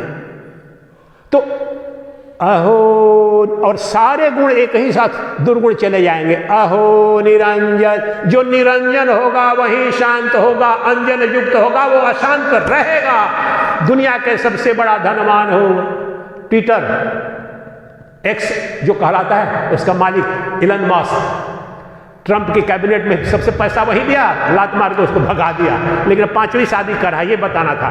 दुनिया का सबसे बड़ा विद्वान आदमी है, उसके मैं कुछ वीडियो देखे, बड़ी ईमानदारी पूर्वक बोलता। अब देखो क्या दुनिया का सबसे बड़ा धनवान आदमी इलन मस्क है, ट्रंप ने जो किया, तो सोचो जो सारा धन लगा चुका हो, लात मार के उसको भगा दिया। उसके स्टॉक मार्केट में उसी दिन ट्रंप ने जिस दिन अनाउंस किया, उसके सारे स्टॉक नीचे चले गए थे। और दूसरा उसका पक्ष 5वीं शादी कर रहा है। पहली शादी जो किया था 10 साल लिविंग रिलेशनशिप में रह के किया था, और बड़ी मार्मिक बात कह रहा है। मेरा आपको लगेगा किसी मैरिज के बारे में बड़ी गहन बात, बोला कि मुझे विश्वास नहीं हुआ कि 8 साल से जिसके साथ रह रहा हूं, जान रहा हूं, और उसके बाद निर्णय किया कि हम शादी कर लेते हैं, और फिर भी 1 साल शादी नहीं चली, इसलिए जाना नहीं जा सकता है किसी को। बड़ी ईमानदारी पूर्वक उसने बोला है। वो क्या है? अशांत है दुनिया का सबसे बड़ा धनवान। अमेरिका को सबसे पावरफुल बोला जाता है, हर बचपन से ही पढ़ते आ देखते, American president is regarded as the most powerful person of the world. लेकिन ट्रंप साहब सुबह से शाम तक इधर तारीफ डालो, 50% बढ़ाओ, 100% बढ़ाओ, अशांत है। दुनिया का सारा धन तुम्हारा, दुनिया की सारी शक्ति तुम्हें दे दी जाए, दुनिया की सारी सेना तुम्हारी हो जाए, फिर भी शांति तुम्हें मिल नहीं सकती, क्योंकि ये अंजन युक्त शरीर है, विकारी है, दोष युक्त है, अशांति इसका स्वभाव है। लेकिन जो मेरी आत्मा है, साक्षी चेतन जो सत्ता है, वो निरंजन है, उसमें दोष है ही नहीं, और शाश्वत सनातन शांति मेरा स्वभाव है। उधार का माल नहीं है। यहां शांति आनंद के अर्थ में है, परमानंद, खंडानंद, दिव्यानंद, अद्वैतानंद। क्षण भर के लिए भी मेरे आनंद को खंडित करने की किसी की सत्ता नहीं है, यह तात्पर्य है वहां पर। और शरीर का तो क्षण भर के लिए एक आया नहीं, सुख जाता है, क्षण भर के लिए एक प्रेम की कणिका नहीं, चली गई, अशांति आ गई। अहो निरंजन शांतो, और क्यों मैं निरंजन हूं, क्यों मैं शांत हूं, क्योंकि मैं बोधो हम प्रकृते परः। बोध मतलब आत्मा, चेतना, प्योर कॉन्शियसनेस। आत्मा अर्थात परमात्मा, परब्रह्म। अभी तुम्हारे अंदर का जो दृष्टा है, देखने, जानने, सुनने, अनुभूति, ये बार बार मैं करता हूं। न प्रवचन में कहीं पर ये इतना कोई जोर देगा, उन लोगों की सीमाएं होती हैं, लेकिन मैं इसी पर कि वो यही अभी जो निरंजन तत्व है, सा अहो निरंजन शांतो बोधो हम प्रकृति है परः। प्रकृति से परे हो। शरीर प्रकृति के सिद्धांत से, ये शरीर प्रकृति है और ब्रह्मांड भी प्रकृति है, लेकिन मैं I transcend the laws of nature. प्रकृति का कोई सिद्धांत, प्रकृति का क्या सिद्धांत है? जन्म, विकास, विकार, वृद्धावस्था, मृत्यु, सुख, दुख, विजय, पराजय, राग, द्वेष, सब प्रकृति में है, द्वैत में है। प्रकृति कहते हैं द्वैत भी समझ लेना, जड़ भी समझ लेना। इस शरीर को मान रखा था मैंने अपना, तो प्रकृति है शरीर, तुमने अपने को प्रकृति माना। और लेकिन इस शरीर का अर्थात प्रकृति का जो देखने, जानने, बोध करने वाला जो तत्व है, जो आत्मा है, मैं तो वह हूं, इसलिए मैं परम शांत हूं, निरंजन हूं। अहो निरंजन शांतो बोधो हम प्रकृते परः। और ये बहुत महत्वपूर्ण है। एतावन्तमहं कालम मोहेनैव विरंबितः। आज तक मैं इसी ठगनी के द्वारा ठगा गया। एतावंत विडंबना, और विडंबना क्या है? इल्यूजन। एतावन्तमहं कालम, मोही, मोह रूपी ठगनी के द्वारा, माया के द्वारा मैं ठगा गया। मोहे नहीं व विडंबिता, मोहित था मैं, भ्रमित किया गया, मुझे भटकाया। किसने भटकाया? भटकाने वाले का स्वरूप क्या है? तो यही स्वरूप है मोहे नहीं। ये मोह शब्द का विस्तृत व्याख्या करने, मोह है क्या? मोह ने जिसको करे कि ठगनी, इसने ठगा जुग जुग से। मैं तो घटना बताया कि राजकुमार पैदा हुआ, इतना संपन्न, लेकिन किसी ने छल प्रपंच करके उसको अलग कर दिया और दरिद्र बना दिया। लेकिन जब पता चला तो पता चला ये तो इस राजघराने का है। अब फिल्मों में देखे हुए ऐसा कई स्टोरी दिखाते थे कि किसी ने बच्चे को चुरा लिया, बाद में पता चला ये तो राजकुमार है। उस हमारी घटना है, पता ही चलना, उसे कोई नौकरी नहीं करनी है, राजकुमार है, बारिश है। तो क्या है वो? किस ठगनी ने? बस एक ही पंक्ति की ठगनी है, इसको याद रखना जीवन भर, कुछ याद नहीं रखना पड़ेगा। वो ठगनी कौन है? वो मोह कौन है? ये बुद्धि में यह बैठ जाना कि मैं शरीर हूं, अपने को शरीर मानना जो है वही ठगनी है, वही ठग है। इसी मोह के द्वारा मैं ठगा गया। मैं सम्राटों का सम्राट दर दर की ठोकर खा रहा हूं। मैं अभय निर्भय स्वरूप हूं, मैं कालों का महाकाल हूं, लेकिन जीवन की भीख मांग रहा हूं अज्ञान में। मैं ब्रह्मा विष्णु महेश सबका दाता हूं, सबका जीवन हूं, मुझसे पाते हैं और मैं कह रहा हूं मैं डर जाऊं, मर नहीं जाऊं। भगवान जी, महाराज जी, स्वामी जी आशीर्वाद दीजिए मुझे कि 10 साल और जी जाऊं। अरे मूर्ख, तेरा न जन्म है न तेरी मृत्यु है। देवों के महादेव भी तुम्हें मिटा नहीं सकते हैं, लेकिन शरीर मान करके वो ठगनी ने तुम्हें ठग लिया है और ठगनी कर रही। तुम मरेगा, तुझे कैंसर हो गया, बाईपास सर्जरी, अभी स्टेंट लगा। एक मैया नहीं आई, उसको स्टेंट लगा। पिछले साल इस समय के शिविर में आई थी माता। और सबके अलग अलग बीमारियां हैं, किसी को फ्रैक्चर हो, कुछ। अब वो शरीर के रोग हैं, उनकी व्यवहारिक अपनी असलियत वो अलग बात है, लेकिन सारे रोग, सारे व्याधि, सारे दुख, सारे भय, सारी चिंता इस शरीर की, और मैं शरीर हूं ही नहीं। और वहीं पड़ोसी घर में बम फटा था, किसी ने गलत सूचना दे दी कि आपके घर में सब मर गए। बाद में पता चला नहीं, वो कहीं दूसरे कॉलोनी की घटना थी, वो मरे हैं, तुम नहीं। वो पड़ोसी कोई और नहीं, तुम्हारा शरीर है। वास्तव में तो गहराई में समझो, पड़ोसी तो फिर पड़ोसी का घर इससे सटा हुआ होता है ना, लेकिन इस शरीर ने कभी आत्मा का स्पर्श नहीं किया और आत्मा कभी शरीर को स्पर्श कर नहीं सकती है। माया और ब्रह्म का स्पर्श हुआ ही नहीं, ये सबसे अद्भुत बात है। माया की शक्ति नहीं है स्पर्श करने की, और माया यही दिख रही है। देखिए, अभी जो मोबाइल में मेरा ये रिकॉर्डिंग हो रहा है, तो मेरी जो तस्वीर या वीडियो यहां पर दिख रही है, क्या स्क्रीन को इसने टच किया है, स्पर्श किया है क्या? आप अपने मोबाइल को निकाल के अभी देखिए, प्रयोग कीजिए। दर्पण अब देखते हो, लगता है मैं तो दर्पण में दिख रहा हूं, तो क्या दर्पण को उस तस्वीर ने, प्रतिबिंब ने स्पर्श किया है क्या? उसी प्रकार से ब्रह्म को माया कभी स्पर्श कर नहीं सकती, और ब्रह्म भी माया को स्पर्श नहीं कर सकता है। लेकिन देखो कैसी, मैंने अपने को माया जनित ये देह मान करके, और जो मेरा स्वरूप सम्राटों का सम्राट, कालों का महाकाल, देवों का महादेव, सब काल मुझ में, सब देव मुझ में, सब ये मुझसे उत्पन्न होते हैं, मुझ में रहते हैं, मुझ में चले जाते हैं, और मैं डर डर के जी रहा हूं, खाने बगैर मर रहा हूं, कल मर जाऊंगा महाराज जी, मेरे को ये बीमारी हो गई। और अब यहां पर भी सोचो व्यवहारिक पक्ष, अगर कल से मैं झूठ, और ये धंधा तो मैं जो करने लगूंगा ना, तो इस दुनिया को पकड़ भी नहीं पाएगा।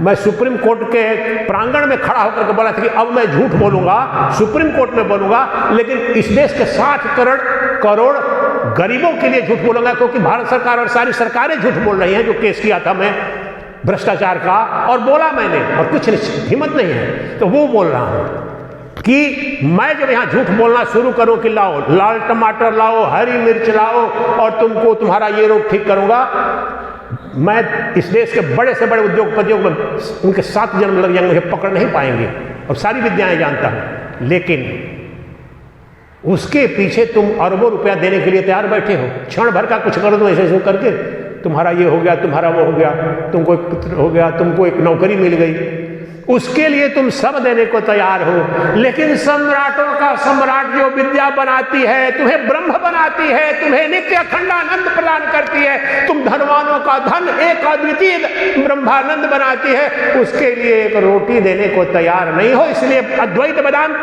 मैं एक उद्घोष कर रहा हूं, व्यवहारिक अर्थों में लुप्त प्राय ही हो गया है। बेवकूफ समझते हैं अद्वैत वेदांत पर चर्चा करने वालों को भी।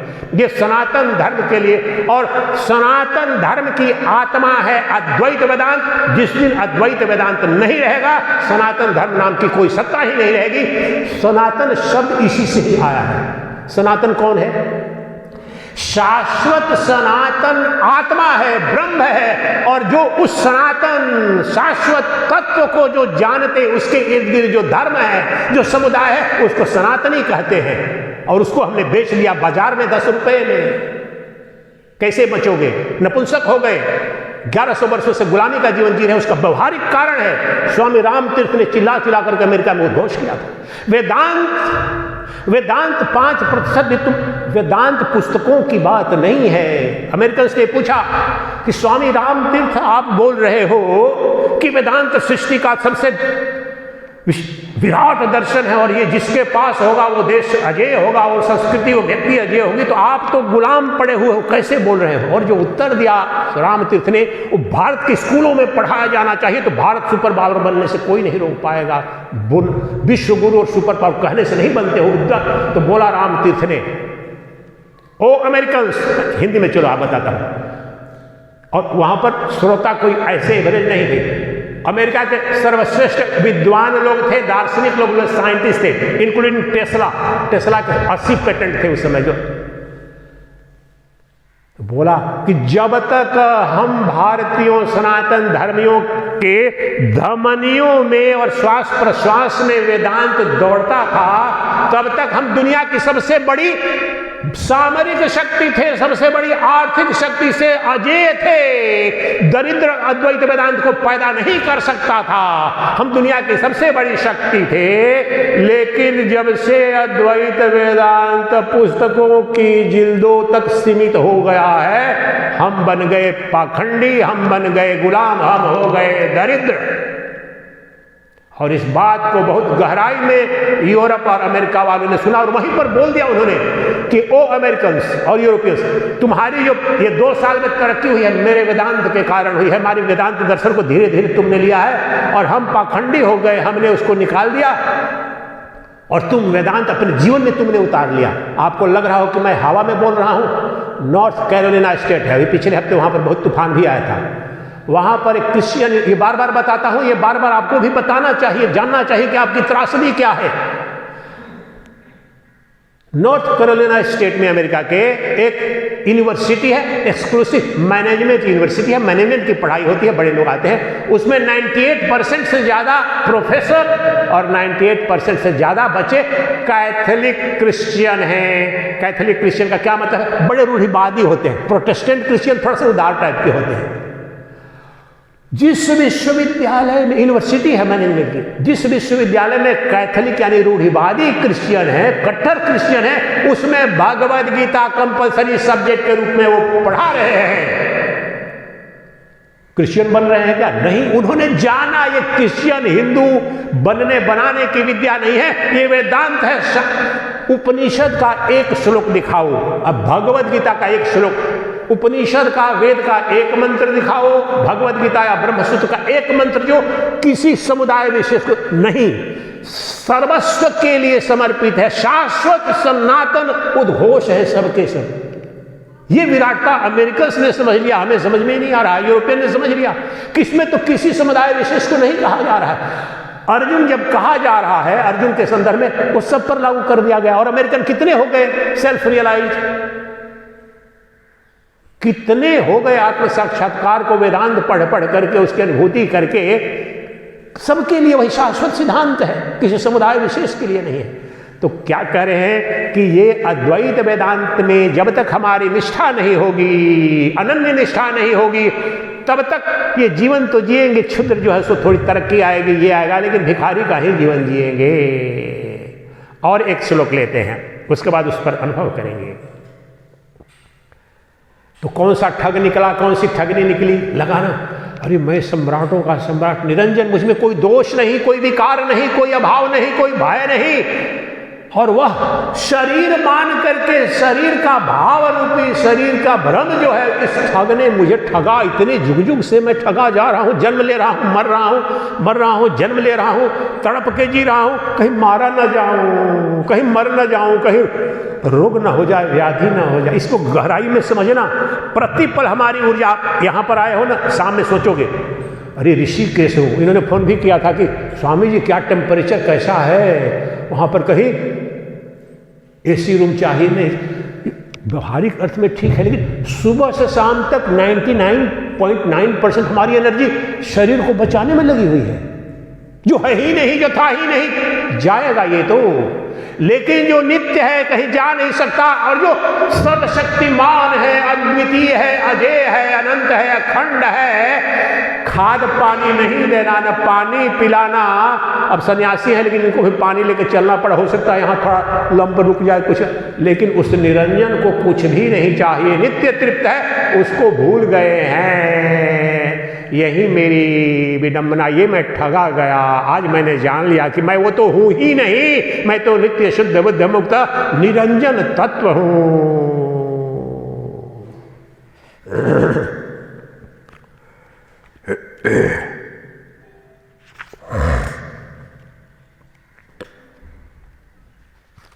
अब दूसरा एक श्लोक लेते हैं।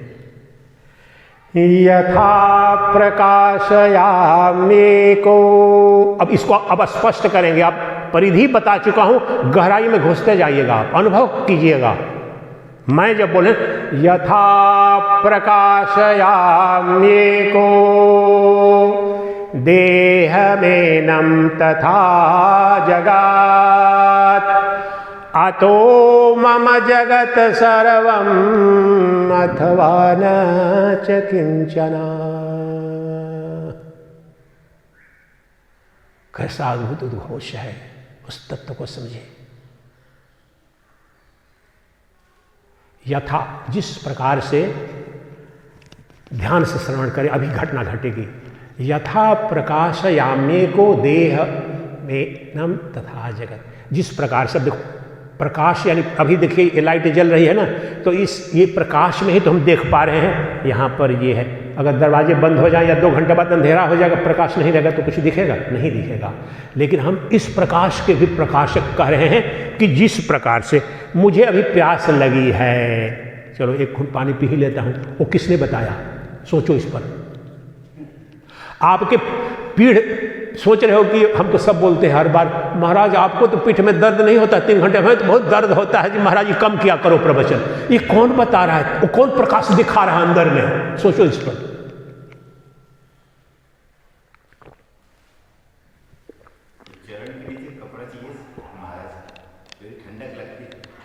बिल्कुल, और यही कह रहे हैं कि जिस प्रकार, देखो अब जो पता चला, ये जो बोल रहे हैं ना, वो तो उधर से पता चलेगा कि ठंडक लग रही है या गर्मी लग रही है या प्यास लग रही है, जिस प्रकाश ने बताया। यही बोले हैं, जब तो अपने शरीर की प्रत्येक अनुभूति को मैं ही तो जान रहा हूं ना, कि ताई जान रही है, ताऊ जान रहे हैं, कौन जान रहा है? मामा जी जान रहे हैं क्या? मैं जान रहा हूं। लेकिन भगवान को कहां खोज रहा हूं? मामा में, मामी में, ताया में, ताऊ में। ये हमारी विडंबना है, और ब्रह्म यहां नित्य उपलब्ध है। तो कह रहे हैं कि देखो अब दिखा रहा हूं तुमको, उस दिखा क्या रहा हूं मैं, जो अनुभव हो बता रहे हैं कि देखो मेरी मूर्खता, अपने पर हंस रहे हैं कि देखो मेरी मूर्खता। अब मैंने जान लिया तो क्या, जिस प्रकार से इस देह और देह की समस्त वृत्तियों का प्रकाशक का तात्पर्य है सुषुप्ति, जागृत और स्वप्न, तीनों की प्रत्येक वृत्तियों को कौन जानता है? फिर वही प्रश्न, मामी जानती है कि चाची जानती है कि आपकी पत्नी जानती है? कोई नहीं जान सकता। आदि शंकराचार्य ने कई जगह लिखा है कि जिस प्रकार से माँ के कितना सन्निकट होता है बच्चा, लेकिन जिस दिन बच्चा पैदा हुआ तो कल्पना कर सकते हैं कि माताएं बोलती है, छोटे बच्चे कुछ मुस्कुराते हैं, बोलते हैं कि स्वप्न देख रहा है कुछ अच्छा, वो कल्पना है। लेकिन बच्चा और कभी रोता है तो लगता है कोई बीमारी है, इट्स योर इमेजिनेशन ओनली। वास्तव में उसको क्या हो रहा है कोई जानने का उपाय नहीं है। वैज्ञानिक विधि से आप अल्ट्रासाउंड कराते हो मेडिकल से, लेकिन वास्तव में उस बच्चे को क्या हो रहा है, क्या अनुभव हो रहा है, जानने की कोई विधि है?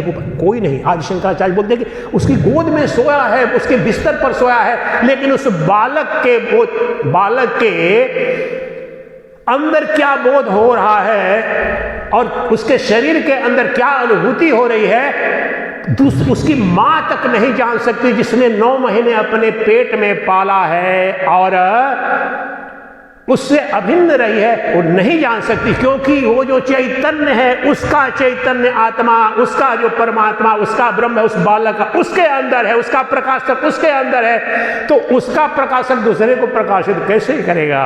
पहली बात। लेकिन दूसरे अर्थ में कहते हैं, जिस प्रकार से मैं अपने शरीर और शरीर की गतिविधियों अवस्थाओं का प्रकाशक हूं, अर्थात जानने वाला हूं, उसी प्रकार से मैं ही अनंत ब्रह्मांड, अखिल ब्रह्मांड की प्रत्येक अनुभूति, प्रत्येक गतिविधि, प्रत्येक क्रिया का प्रकाशक हूं, अर्थात जानने वाला हूं। अब देखो, सूर्य पूर्व निकलता है, पश्चिम डूबता है, ये कौन ताया जी की बात पर मानते हो कि अपने देखते हो? आज चांदनी की रात है, चांदनी के आनंद में बता रहा था कि कितना दिव्य यहाँ पर ऊर्जा आप सामने भी अनुभव करेंगे जब छत पर। वो कौन अनुभव करता है ये चांदनी की शीतलता? वो तो ब्रह्मांड है ना, सूर्य है, चंद्रमा है, तारे हैं। अमेरिका में क्या हो रहा है, कहाँ पर क्या हो रहा है, ब्रह्मांड में भी जो हो रहा है, जो अनुभूति हो रही है, आप सब ताली बजाइए। हमारे विशेष अतिथि माता अभी बेंगलोर से आई है, पधार रही है, उनके लिए ताली बजाइए। आओ माता, आपका स्वागत है। आप हमारे लिए तो साक्षात माता का जो आशीर्वाद है ना, देखिए ये सनातन संस्कृति की, इससे कोई विराट बात हो नहीं सकती।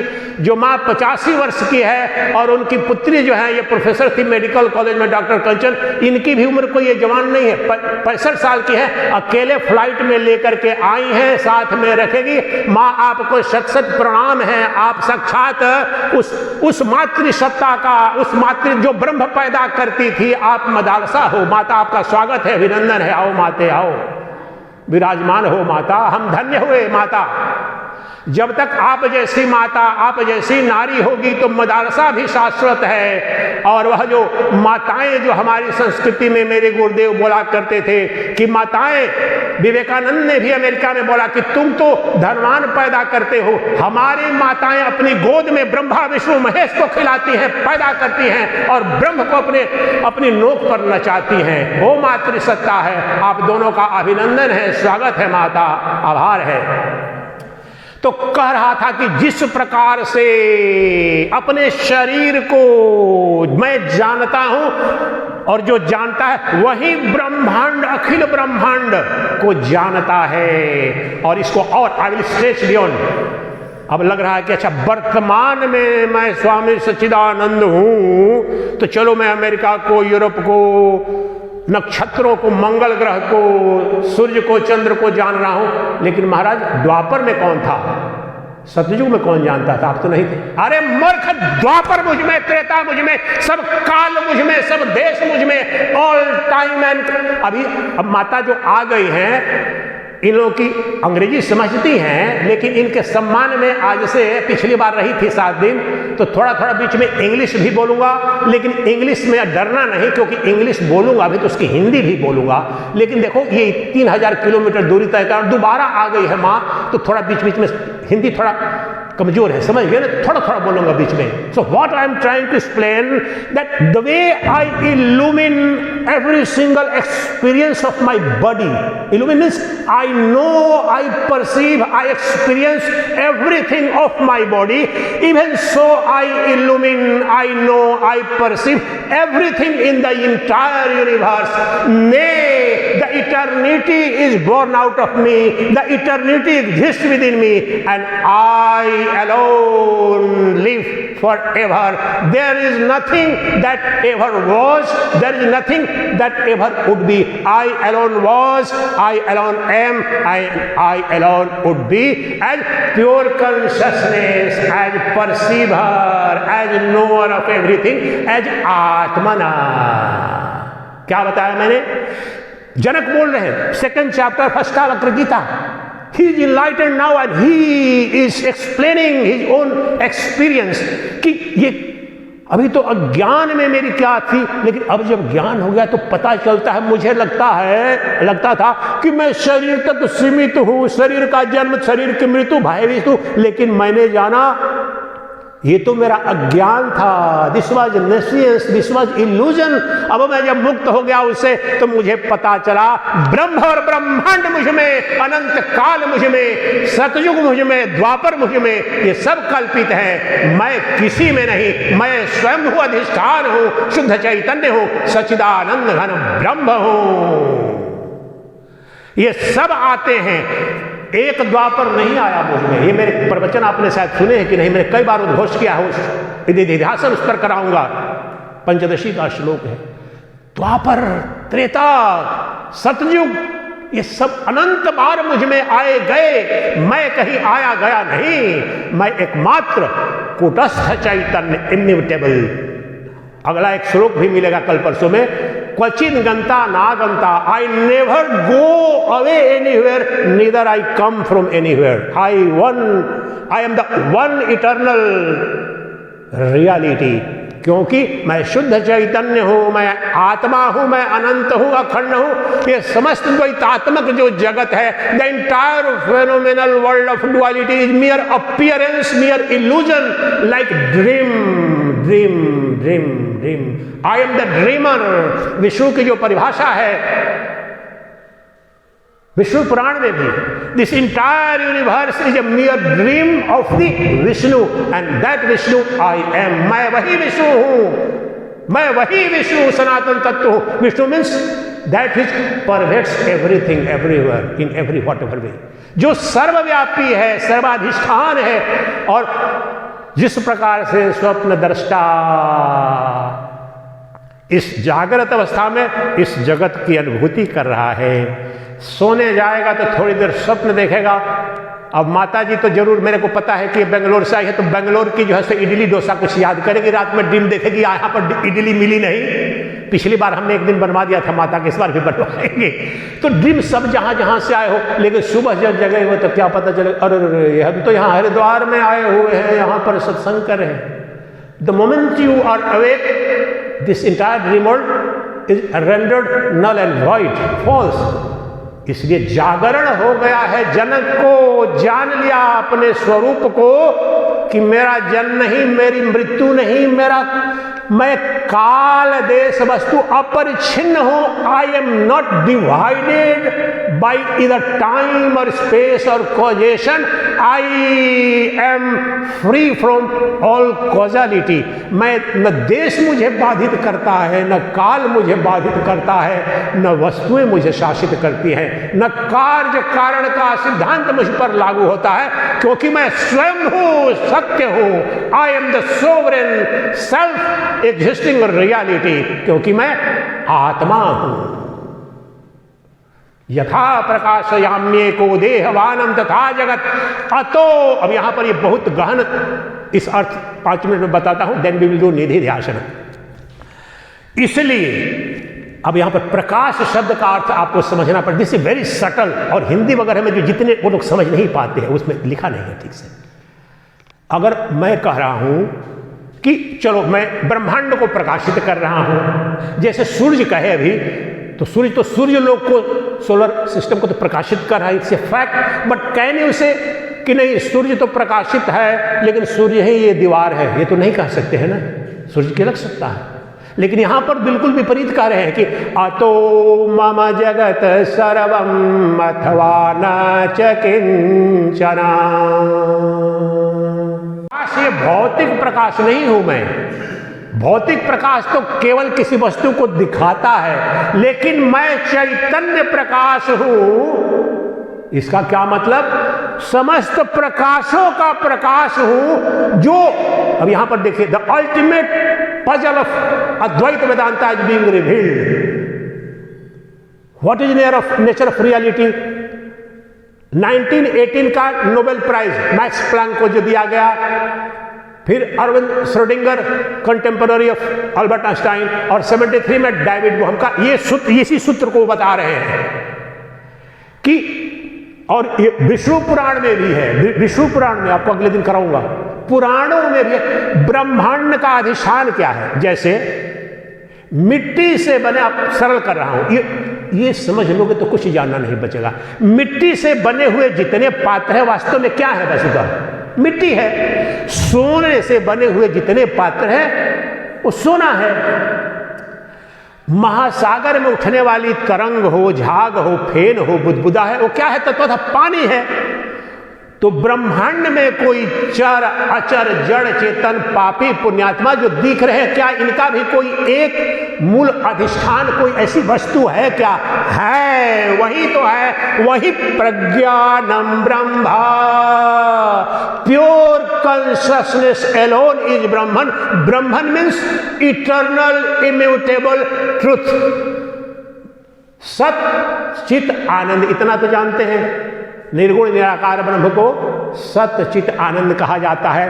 तो बहुत बड़ा गहन रहस्य, आप लोग नहीं भी समझेंगे तो मुझे समझने में 40 साल इस युग में लगा है, कई जन्मों की मेरी यात्रा, ये भी जानता हूं जो सत्य क्या है, चित क्या है और आनंद क्या है। और ये बात मैक्स प्लांक ने ही 1918 में क्वांटम फिजिक्स ने, कि the nature of reality is not an object और मैटर और substance, but awareness is the ultimate reality. Pure consciousness is the fundamental reality, and the entire universe of matter is mere appearance. अद्वैत वेदांत का स्पष्ट उद्घोष। The objective world, जो ये जो हमको वस्तुनिष्ठ दृश्यमान जगत में उससे भिन्न जो दिख रहा है, उसकी स्वतंत्र सत्ता नहीं है। यही क्वांटम फिजिक्स का मौलिक सिद्धांत है। 2022 वाला भी नोबेल पुरस्कार लगभग क्वांटम मैकेनिक्स पर ही था।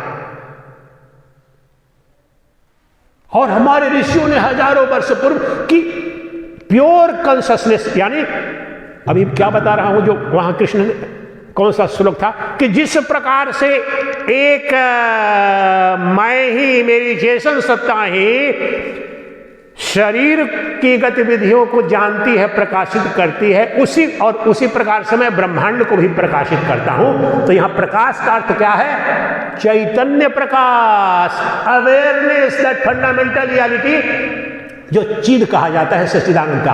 अब फिर सत्य क्या है महाराज? प्रज्ञानम ब्रह्मा, ऐतरेय उपनिषद स्वरूप लक्षण है ब्रह्म का। वह प्रज्ञान तत्व ही सत्य है, दूसरा नहीं है वह। आप ढूंढते हो परमात्मा, महाराज जी दिखाओ ना किसी दृश्य के रूप में। इसीलिए वह दृश्य परमात्मा नहीं बनता, क्योंकि प्योर कॉन्शसनेस इज वेरीली ब्रह्मन। वो प्रकृष्ट ज्ञान, प्रज्ञान का तात्पर्य है pure indivisible consciousness, the knowing power free from all Trinity of knower, known and knowledge. अभी यहां पर देखो घट रहा है, मेरे शब्दों को आप श्रवण, आपके कान और मन कर रहे हैं। मेरे शब्द विषय हो गए, आपके उपकरण हो गए, मन बुद्धि उसको जान रहे हैं, और इससे जो ज्ञान हुआ वो ज्ञान त्रिपुटी हो गई। ये अज्ञान में, माया में घटित हो रहा है। लेकिन ये शुद्ध चैतन्य जो है, शुद्ध बोध स्वरूप, हम जो बोला ना कि मैं बोध मात्र हूं, निरंजन हूं, means I am pure consciousness, और शुद्ध चेतना ही सत्य है, कोई अलग वस्तु नहीं है। इस पर समय लगेगा। विष्णु पुराण में बिल्कुल यही बात, विष्णु पुराण उपनिषद नहीं, आदि शंकराचार्य ने श्वेताश्वतर उपनिषद का जो भाष्य किया है उसमें कोट किया है 10-15 श्लोक पुराणों से भी स्पष्ट कर रहे हैं कि जो विष्णु का स्वरूप प्रज्ञान रूप है, ज्ञान रूप है। तो ज्ञान जो प्रज्ञान सत्ता है, जो चेतन सत्ता है, वही सत्य है, चित्त से अलग सत्य नहीं है। And therefore since pure consciousness is eternal, immutable, इसलिए वो सत्य हो गया। सत्य की परिभाषा वेदांत में क्या है? That which is eternal and immutable, जो शाश्वत सनातन है और अपरिवर्तनशील है, वही सत्य। और वो सूर्य नहीं हो सकता, चंद्र नहीं हो सकता, ब्रह्मांड नहीं हो सकता, इन सब में विकार है। आप जो, I am not a student of science, still you know solar system भी एक्सपैंड कर रहा है। साइंटिस्ट डर रहे हैं कि कहीं ब्रह्मांड नष्ट तो नहीं हो जाएगा, उसका हीट भी बढ़ रहा है, विकार हो रहा है। तो ब्रह्मांड के हिमालय देखिए, इसको नींव कहते हैं, हम बचपन में हंसते थे। अच्छा, हिमालय कितने अरबों वर्ष का, स्टिल साइंटिस्ट इसे रिलेटिवली न्यू। तो ब्रह्मांड के स्केल पर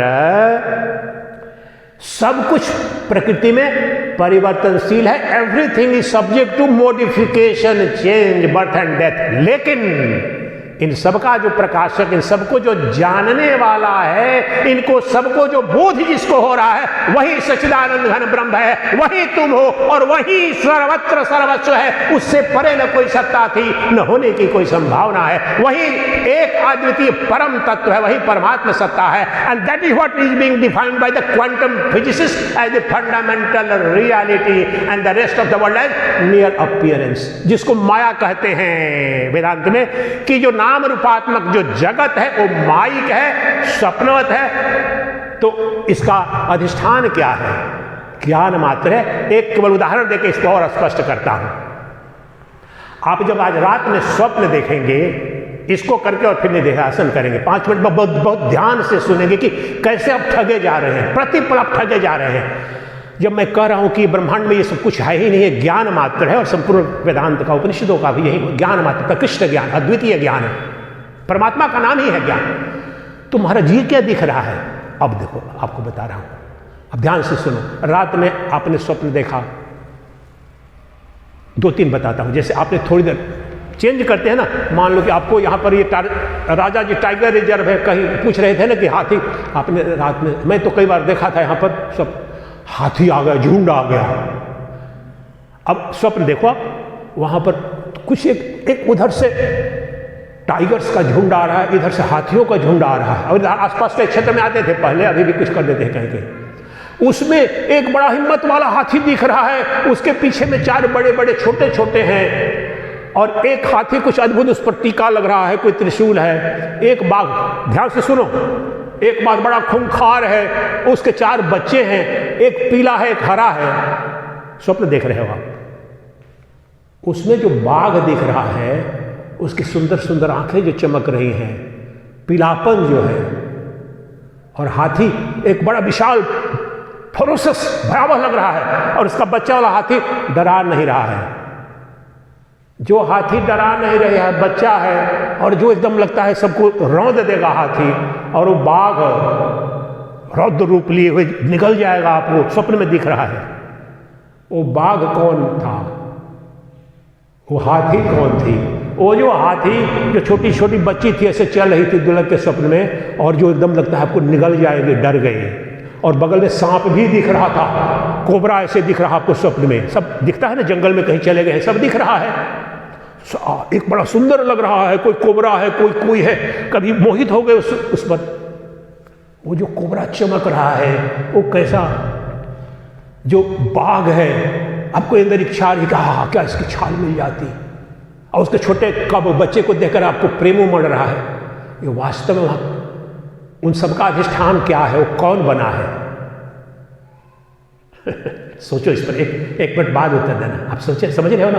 वहां भेद देखो कितना है। एक हाथी है, और पीछे से फिर पुलिस फॉरेस्ट डिपार्टमेंट वाले भी राइफल लेके आ गए, अरे कंट्रोल करो नहीं तो घुस जाएंगे। और दूसरे दिल्ली में घटना घटी थी ना 20 साल पहले, उस जू में मैं भी गया था एक बार, एकदम बिल्कुल हाथी ऐसे बाकी कर दिया था नेशनल, जो बाद में एक आदमी को निकल गया था ना सामने, सबके बीच में जंप कर गया था। दिल्ली वाला जो जू है किला के पास में, पुराना किला के पास में। तो वो घटना जब घटित होती है तो स्वप्न में आप देख रहे हो, ये सारा का सारा दृश्य देख रहे हो। ऐसे एक दूसरे भी, आप अपने घर पर चले गए, आप देखते हैं मृत माता पिता किसी के आ जाते हैं, जो बहुत दिन से मित्र पहले मर गया वो भी आ जाता है स्वप्न में। वो कौन था? कौन बना है वहां पर? बाघ कौन बना है? सर्प कौन बना है? हाथी। और हाथी में भी भेद देखो, एक हाथी कितना छोटा, बड़ी ध्यान से सुनना, अद्वैत वेदांत का गूढ़तम रहस्य आम्र भेलिंग, कितना भेद लग रहा है। एक हाथी दृश्य के रूप में दिख रहा है, बाघ दिख रहा है, कोबरा दिख रहा है, सांप दिख रहा है, फिर उधर उसके दर्शक भी दिख रहे हैं, उधर फेंस के अंदर है। सफारी में जाते हैं ना साउथ अफ्रीका या मैं साउथ इंडिया, उधर मैसूर से गया था, वो भी देखा था, वहां दिखते थे। ऊटी गया था मैसूर से देखने के लिए, फॉरेस्ट है सामने दिखाई पड़ते, बाघ वहां दिखे थे, मेरे को याद है, यहां भी दिखाई पड़ते। तो वो सारा जो दृश्य मुझे स्वप्न के रूप में दिखाई पड़ा, वो कौन बना था? कौन बना था? मेरे मन के सिवाय न वहां बाघ था, मेरा मन ही बाघ बना। बड़ा बाघ, छोटा बाघ, काला बाघ, पीला बाघ, मतवाला हाथी, छोटा हाथी, वहां पर मनुष्य, सुंदर बच्चे, स्कूल के बच्चे फेंस के अंदर सफारी पर चढ़ के, फिर शूटर, इतने भेद जो सब, मेरा मन ही तो सब कुछ बना था। क्या मन के अलावा कुछ था वहां पर? बताओ, सोचो इस पर।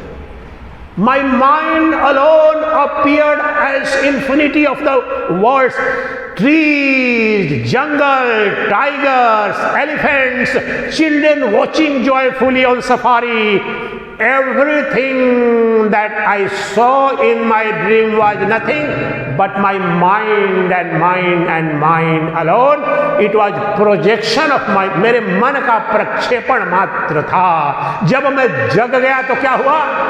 न बाघ न हाथी, लेकिन देखने वाला मैं तो हूं, मैं था, मैं हूं। इसलिए स्वप्न दृश्य आया और गया। और स्वप्न के समय मेरा मन जो है, और मन भी अपनी स्वतंत्र सत्ता नहीं है, चैतन्य सत्ता ने, वो प्रज्ञान तत्व जो है, देखने जानने की सत्ता ही तो वहां हाथी बन गई, बाघ बन गया, स्त्री बन गया, पुरुष बन गया, रेगिस्तान बन गया। और जब जग गया तो कुछ नहीं, समस्त दृश्यमान जगत किधर गया? कहां विलीन हुआ? मुझ में ही विलीन होगा।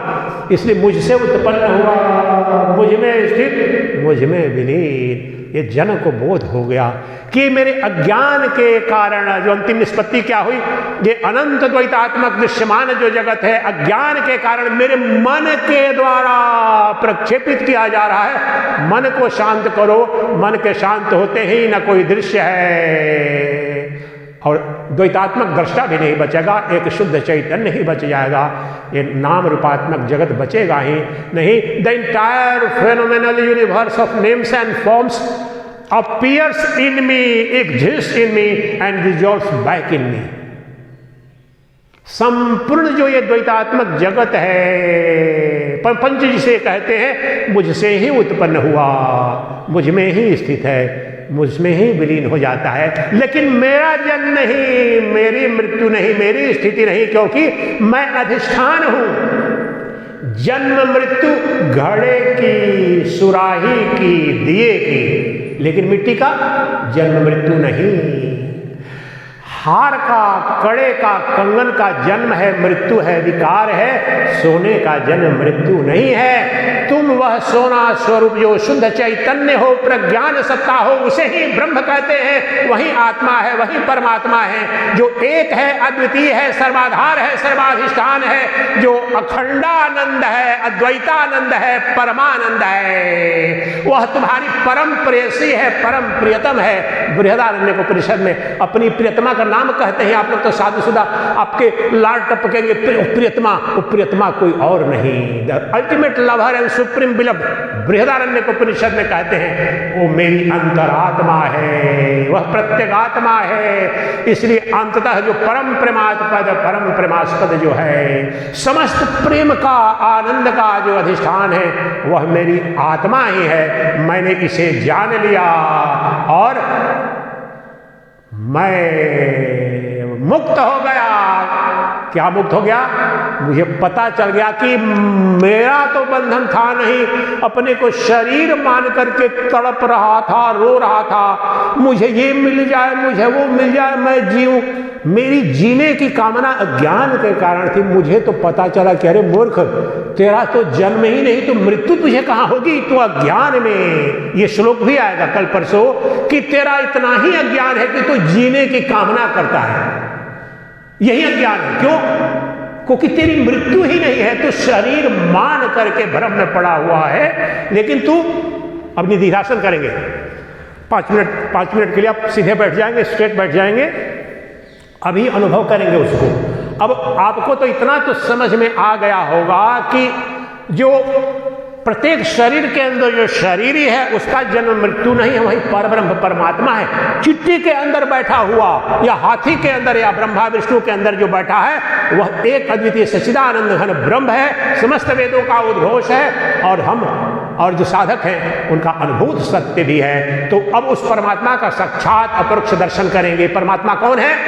प्रज्ञान स्वरूप है। प्रज्ञान means the knower, the perceiver, the experiencer of everything, जो सबको जानता है, सर्वदा जानता है, सबको देखता है, सबका अनुभव करने वाला है, वही ब्रह्म है। दृश्य का जन्म है, मृत्यु है, दृष्टा का जन्म मृत्यु नहीं है।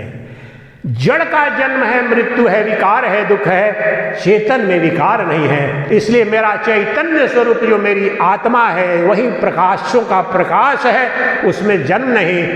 इसलिए मंत्र रहा आप सबों का 7 दिन के लिए और आगे के लिए खुला मंत्र इसलिए दे रहा हूं। सोहम सह अहम। सह मतलब वह जो एक अद्वितीय सच्चिदानंद घन ब्रह्म जो नित्य मुक्त है। और अभी तक मैं सोच रहा था कि कहीं किसी होगा कहीं पर, अब अहम, मैं ही वह ब्रह्म हूं और ब्रह्म ही मैं हूं। प्रत्याहार वाक्य के अनुसार करेंगे, दो डबल लॉकिंग करेंगे, कोई संभावना नहीं, नॉट सिंगल लॉकिंग।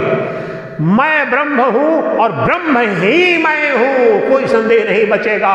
सोहम का अर्थ ये हुआ, सो का तत् सहम सह, the transcendent reality which is not amenable to subjective objective experience, वह जो अतीन्द्रिय है, निर्गुण निराकार है, वो मैं हूं। मैं सबको देखता हूं, अपने आप को नहीं विषय के रूप में देख सकता, इसलिए मेरे सिवाय कोई ब्रह्म हो नहीं सकता। मैं सबको दृश्य के रूप में देखता हूं। इस बात को समझिए। कलयुग को जानता हूं, सतयुग द्वापर पढ़ा है ना, जो पढ़ा है जानता हूं ऐसा था द्वापर। अमेरिका को जानता हूं, यूरोप को जानता हूं, महात्मा को जानता हूं, राम जी कृष्ण जी अवतार हुए, इन सबको जानता हूं, लेकिन मैं अपने विषय के रूप में जानता हूं, राम जी ऐसे थे, कृष्ण जी, लेकिन अपने आप को। लेकिन जो सबको जानता है उसे विषय के रूप में नहीं देखा जा सकता है, क्योंकि वह नित्य विषय है। The knower of entire objective world is eternal subject. Eternal subject, कर्ता, शाश्वत कर्ता, कर्ता कर्म जो व्याकरण है, मैं शाश्वत करता हूं, शाश्वत दृष्टा हूं, अद्वितीय बोधा हूं, और मेरा अभाव तो दिखाओ। सोहम का अर्थ बताया, सह अहम। सुबह का भी जिस दिन सत्र किसी दिन जब होगा, अनुभव यही, और आपको यहाँ पर भी ठीक आए हैं, जो करना है और करना, लेकिन अधिक से अधिक समय जब कमरे में रहे, जहाँ भी रहे, या तो सत्संग करें आप लोग बैठ करके भी, या कमरे में जाकर शांत अनुभूति करेंगे। अभी तो जो मौसम भी बहुत अच्छा है, शाम में प्रसाद आप बैठेंगे तो उसी भाव में सोहम, जो नित्य मुक्त है, और अभी यही मेरा चैतन्य स्वरूप है, देखने जानने वाला, बोध करने वाली, इससे सरल क्या हो सकता है। मैं कौन हूं? देखने जानने, निर्गुण निराकार सत्ता।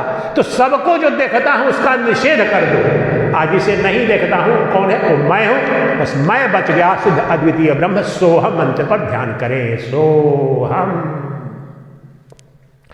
ध्यान में और निधि ध्यासन में बहुत अंतर है। बीच बीच में कुछ श्लोक बोलूंगा ताकि आप इस स्थिति में आंख बंद करके थोड़ा सा अपने उस भाव में आए कि मैं दृश्य नहीं, मैं दृष्टा हूं। सोहम। मैं जड़ नहीं, चेतन हूं। सोहम। मैं देह नहीं, देही हूं, अर्थात देह का प्रकाशक, देह को जानने वाला, देह को देखने वाला। मैं शरीर नहीं, शरीरी हूं, अर्थात आत्मा हूं। शरीर का जन्म हुआ है, शरीर की मृत्यु होगी, शरीर वृद्धावस्था को आया है, शरीर रुग्ण हो रहा है, लेकिन जो शरीर को जानने वाला मैं शरीरी हूं, मैं नित्य मुक्त हूं, क्योंकि मैं ही सच्चिदानंद घन ब्रह्म हूं।